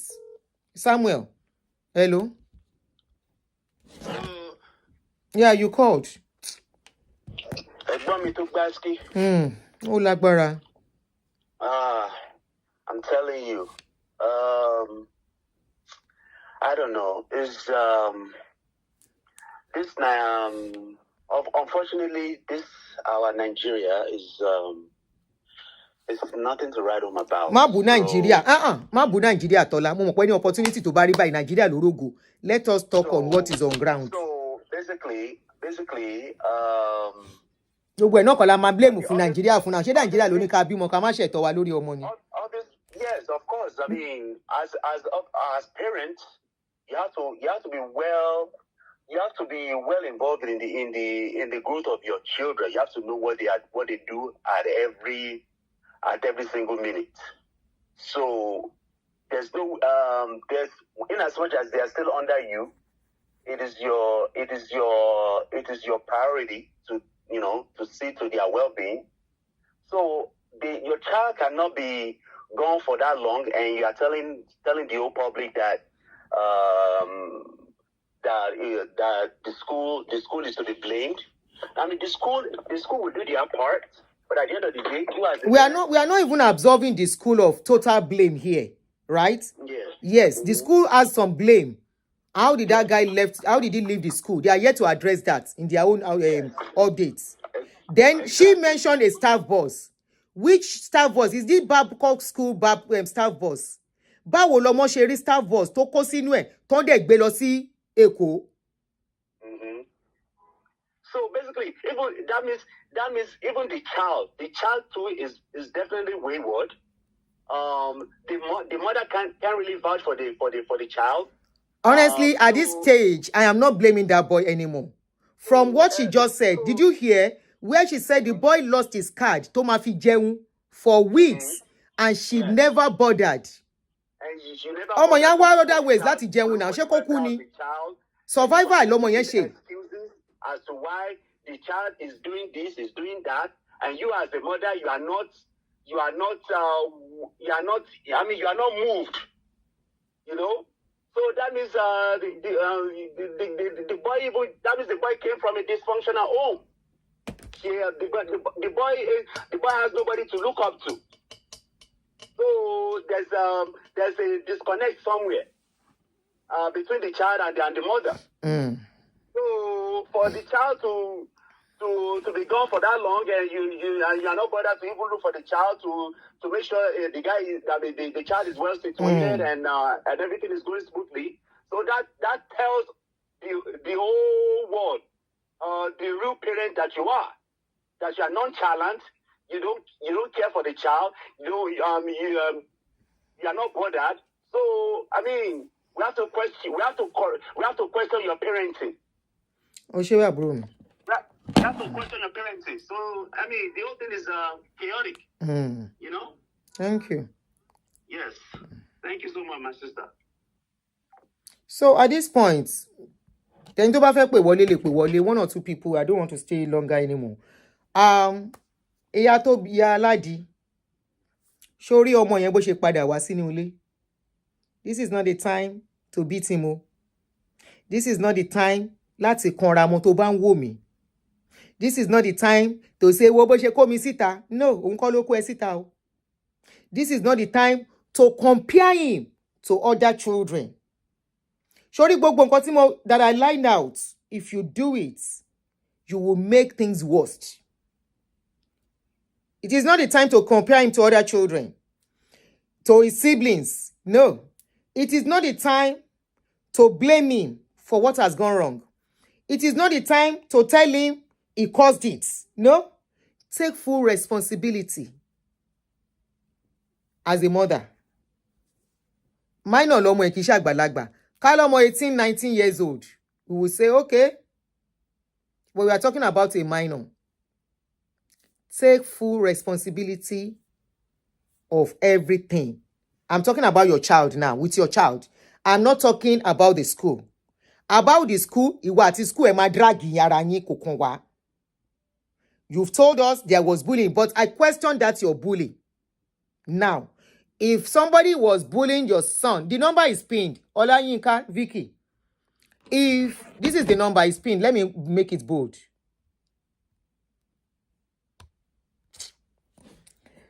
Tabati ṣe kono ko easy àti ṣe nǹkan. This is the number. That's the number. It's not the time. You and Babcock, Babcock no ni, Edra Garanyi. That bully aspect, I question it like I said.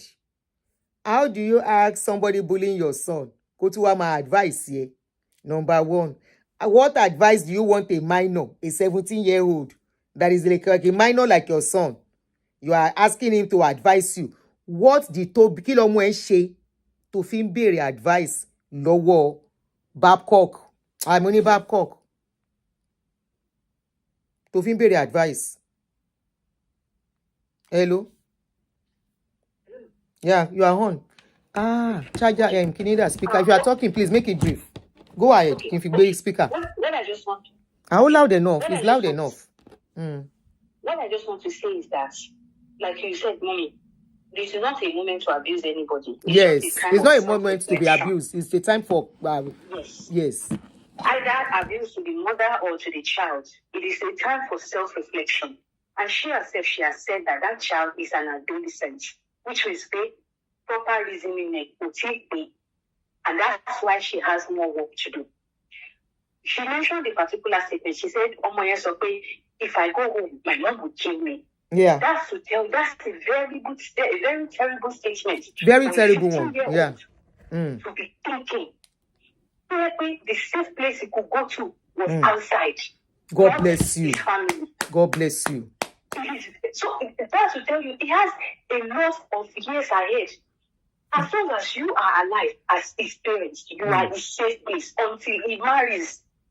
Where he can now call another family or his wife's family or his wife my safe place. He doesn't know nobody. He can have friends, he can have mothers that are the mothers of his friends, but they are not his safe place. Yes. You are his safe place. So if anything happens, it could be gambling or whatever happened to him now. Think of the future. He needs to be able to know if there's fire outside. Let him run. Where is he going to run to? Exactly. Because especially only because he did it intentionally. And he didn't do it because nobody wants to beg for food. Even we as maybe he did it to punish the mother. Even if he did not do it to punish the mother, we know how you feel when you are hungry. Bẹ́ẹ̀ni, èmi ló ń bá wí yẹn. Èmi ló ń bá wí yẹn. Mi ò lè fẹ́ bí Having to think of what only I told you, she didn't hear you, know the ulcer situation. When you don't eat quickly, your stomach will be like it's eating itself, it's biting you. Now imagine him having to think about that every day. For weeks. For weeks.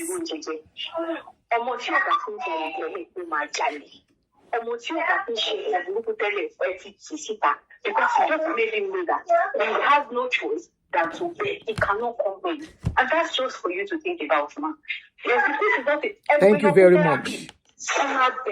Yes. It was a mistake. Because I won't advise the boy to go to Babcock again. That's traumatizing already for him. They should change him to school, another school, after, not even immediately, after making sure he's stable, before they take him to another new school. And that is after the mother would have shown him a lot of love. That, look, Okomi, I am sorry for whatever I've gone wrong. I accept every blame. It's not the time to blame the boy. Thank you very much. My mom is going to cut you short, man. Whatever that boy went through this past couple of weeks or months, you made him vulnerable, plain and simple. It was an action that led to a certain reaction. You should have handled it. Okay, you did not handle it. This is a way forward for you. Thank you so much. Oshegon. Thank you. I hope you saw that person made a very, very strong point. She said, if your child does not find your home as a safe place, they would rather find an outside. Something has been happening in that house. Your home, which I always say most times, should be a safe place where your children are running to, not where they are running from. Hello, you are online.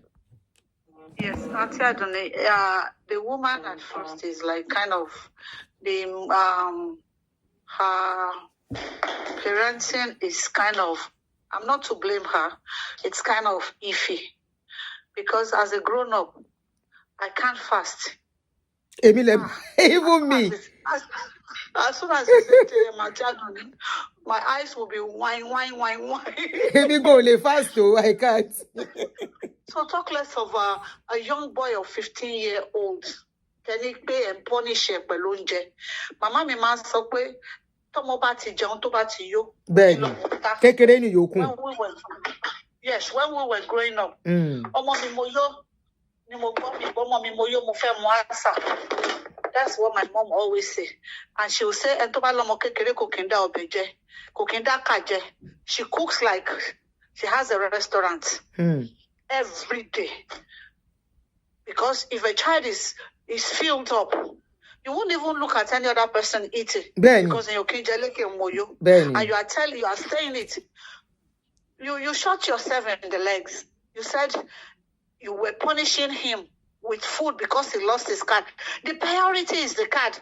You lost your food card. I am coming right away. I'll come and give you another one. That 500,000 phone, it's nothing.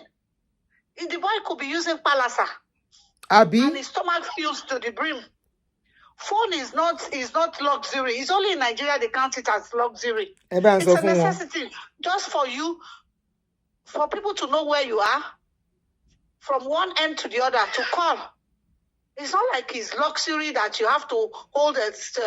The phone I'm speaking on now is Galaxy 8. And Galaxy is in 25. Can't you hear me when I'm talking? You heard me clear. Then buying phone 2,000 for the children. That is not the priority, madam. And you coming out. Fellow are important. And yes. From everything, it shows that boy has been living in fear all his life. In fear at He's home. living in If fear. Fear in home, at home, fear in school.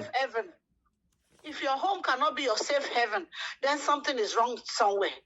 Then the guy that you said you were asking for advice, the person bullying your child, you are asking him for an advice. It's just like you asking your kidnapper that, okay, the money in my bank, what do you think I should do with it? Should I give it to you?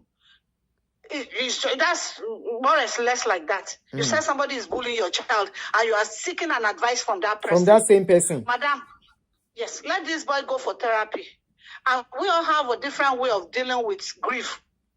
And your new husband, that's why some mothers, you don't have to be married right away. Make sure, even men, make sure your kids are grown. Not everybody don't let us blame the man too much. I think the man tried in his own way. We don't know what she told the man. So I wouldn't mean if I blame man, and also, if I blame man, Auntie. Yes, ma, mo ti gbọ́ ma. Tọ́kọ mi bá ṣe nǹkan burúkú fáwọn ọmọ ẹ̀ lójú mi, mo máa sọ fún pé bó ṣe ń ṣe yóò dáa. Yes, ma. As well as some stepfathers or some stepmothers are very wicked. And I don't think this is the case of this man. The man might not be thinking.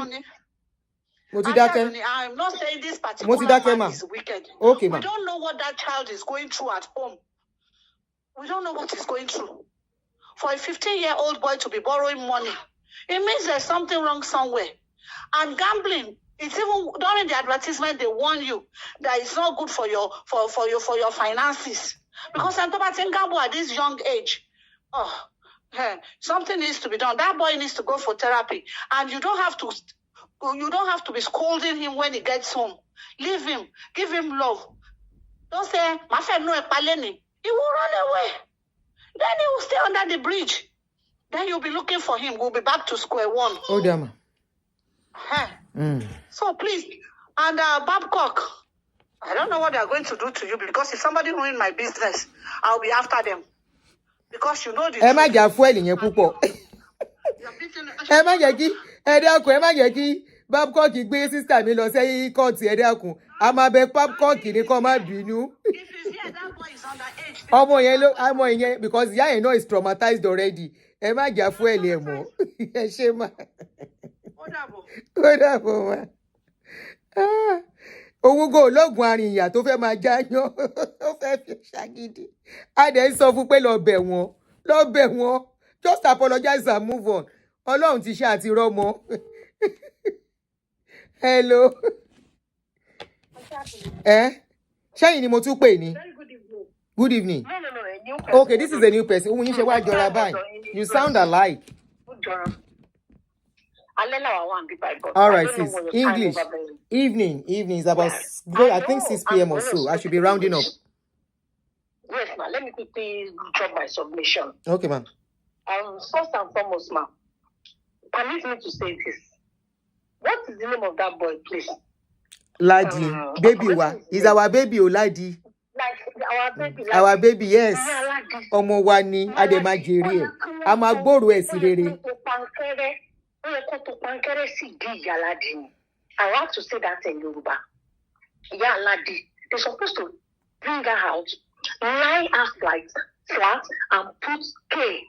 Pankere K. Come Latin be a go. What kind of mother are you?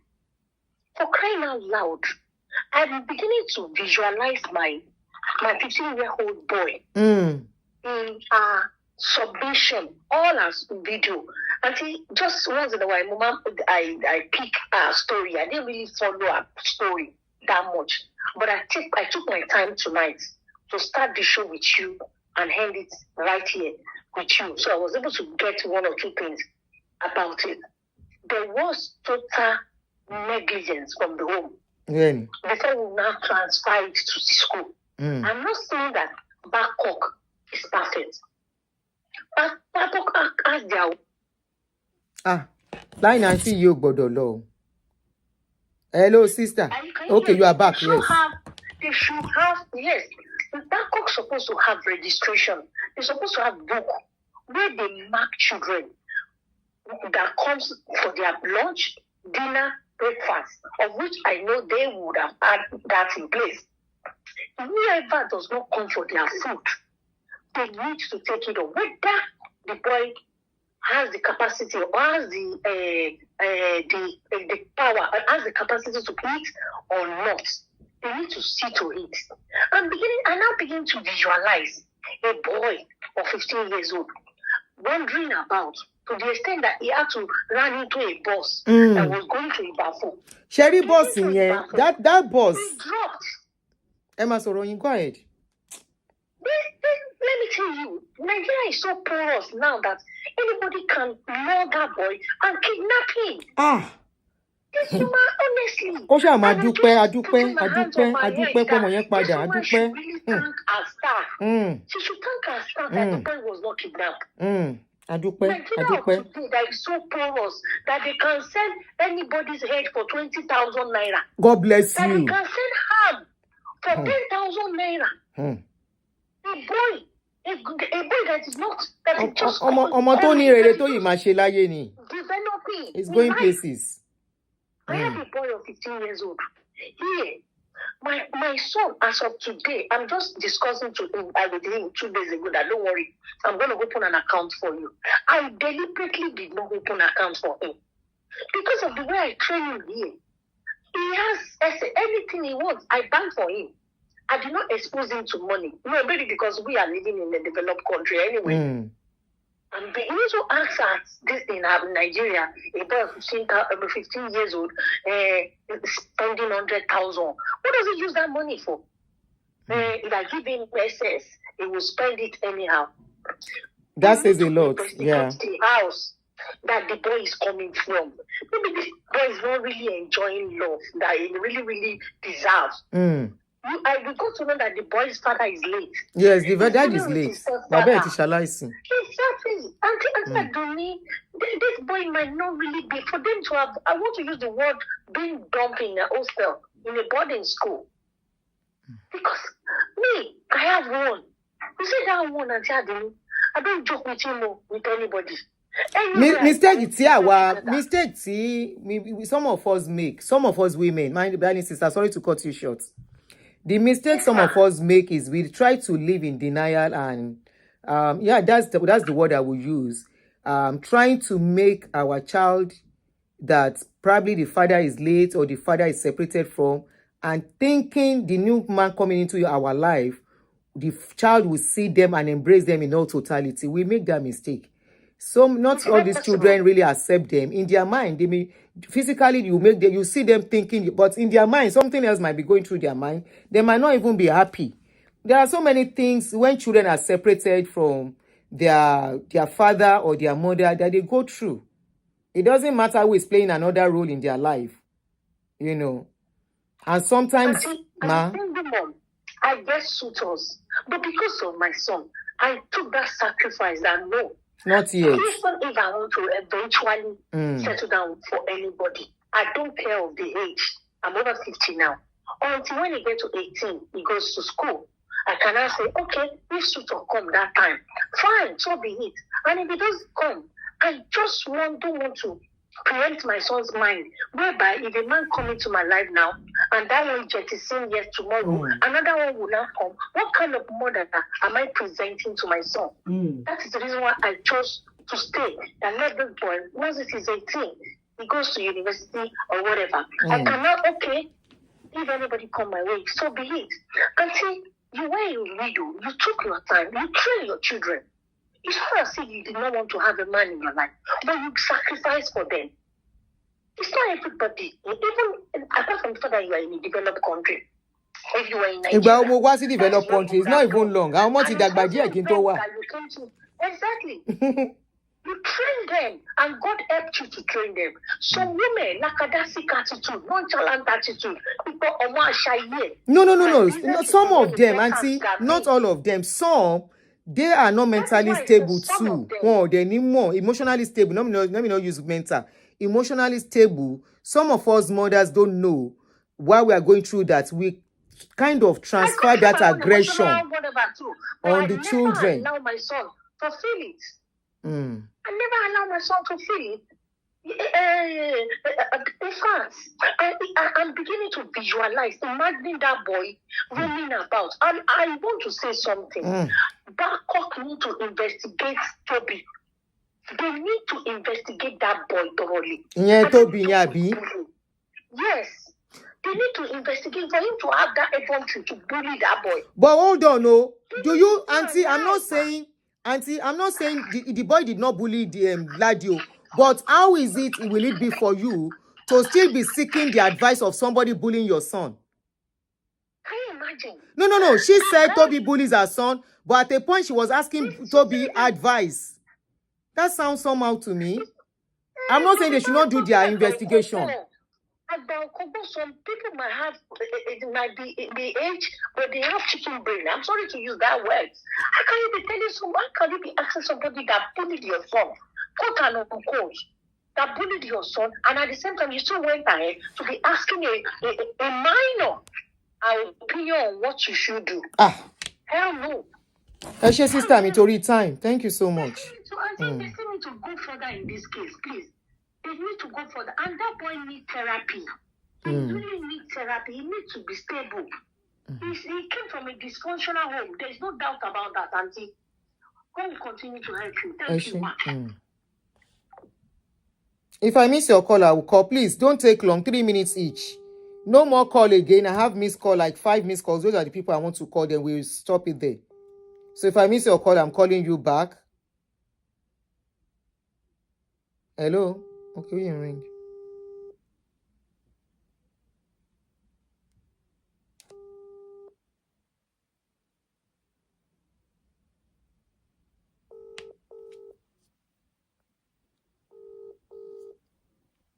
I suppose they investigate the bullying aspects too, but I'm just trying to point out, how do you go to somebody bullying your son and still ask that person for advice? Hello? Hello, Auntie Anthony. Yeah, you are on. Good afternoon. Please make it very brief. Because of time, I'm tired already. Let me make it brief. Sherry, you can't follow English, man. English. Okay, English, I please. watched your live video, Auntie. I watched your live video. I feel a lot of things, the woman is not straightforward. I think she's trying to cover up for the son, which is fine. The son is a minor. But if his son is at fault, we should know at his age, if he's starting to gambling at that tender age, every money the mom gives him, he uses to gamble. So what are we training? And in fact, the school should be aware of other children in that school so that they don't emulate this attitude. Because if I have my child in Babcock, I don't want my child to be friends with such child. At that age, they tend to learn. Please, I will appreciate if you teenagers. don't stigmatize the boy while giving advice. Please, I'm begging you. Okay, Mama. Please, I'm begging you. Don't stigmatize him as Okay. we are talking. But of course, you are saying the truth. But please, let's take that out of our. The boy is a minor. The whatever. mom doesn't need to tell the details, because when you come online like trolling the school, it means everybody stood up for this woman. But after the child was found, we should know how, the details. So Yes, because we all stood up for her. So I was wondering when she said people are talking. So people stood up for her. We are all mothers. We don't want to lose our child. We know what is happening in Nigeria. Even if we are not in Nigeria, we hear, we see. So if things like this happening, we should say, oh, not the school fault, or not the totally, no, we don't give the blame totally to school. We should give our child love. We should tell the child what it is. Because if you are like, oh, don't talk to the child, don't talk to the child, how is he going to learn? Spare the word, spoil the child. Thank you so much. So that's just what I want to say, ma'am. Thank you.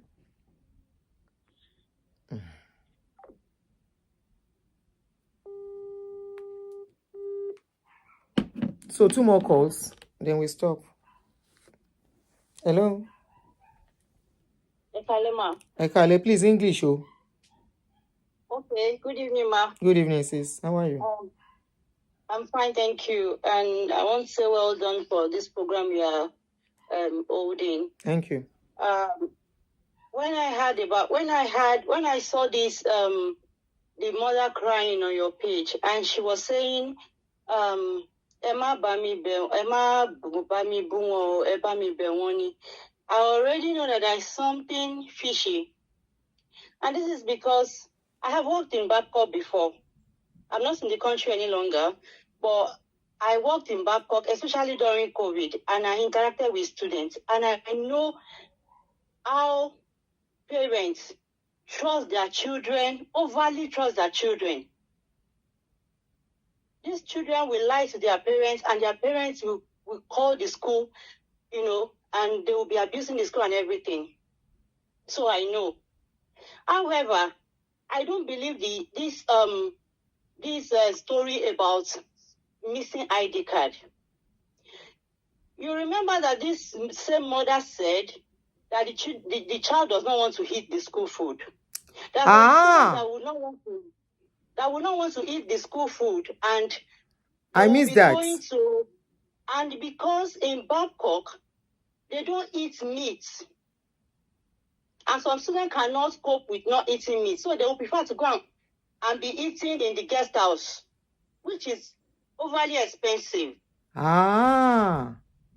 So it might be because the children does not, because I don't believe that a child will not eat because they don't have ID card. I have a child in year 2 in Babcock. I don't believe that a student will not eat because the student does not have ID card. Oh, okay. When you used to When work in the school, it wasn't like that. When I used to work in the school, the students have meal tickets. Okay. But I don't know what is operating now. I will need to ask my daughter if a child will not eat because of ID card. But I don't believe in it. And the way Babcock treat these students, I even used to say that they treat them like babies. So she's the one complicating the issue by saying the guy lost ID card. And for weeks, she's the one that is complicating the issue then. I don't believe it. I'm sorry. I don't believe that story. If the child tell her that story, because if a child even tell me that story, I'm going to, reprocess this in my mind. How possible? A child can lie to their parents just to get the favor of their parents and to avoid being punished. Okay, let's even assume the guy actually lost the ID card. And that is what he's going to use to eat. You say you left the school for some time now, so you don't know the protocol, right? I don't know the protocol now. And you remember the guy is not yet a student of the university. They call it do something, trying to, like a pre-degree, pre was what the guy was. Yeah, is what he's doing. Yeah. Okay, so somebody say yes, they only eat egg. So they will know all that. Come on to law school now. Tó bá dé délé gbogbo ẹran tó bá fẹ́ jẹ kó lọ jẹ nílé.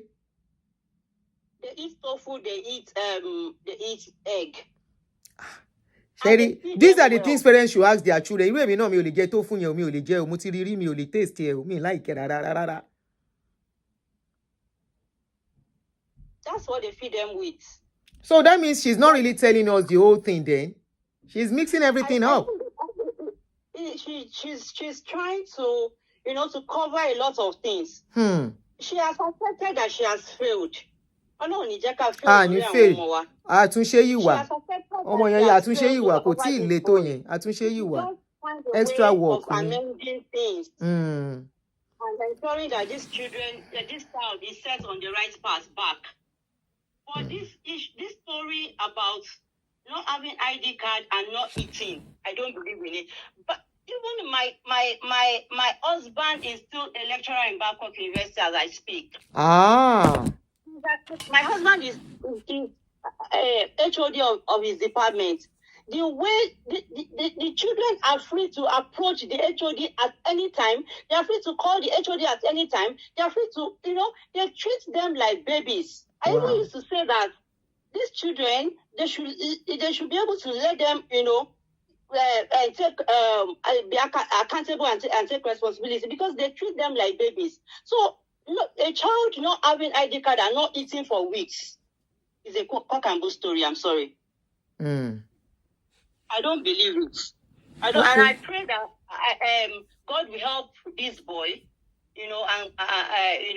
to retrace his steps and be somebody, important and successful in life. But the mother also has to sit up. Eshegun, thank you so much. All right, you're welcome.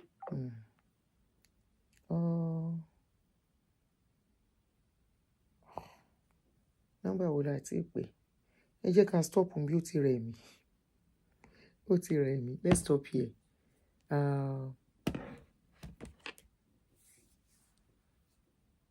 There is so much more to this story. The mother's upbringing as compared to the way she's raising us.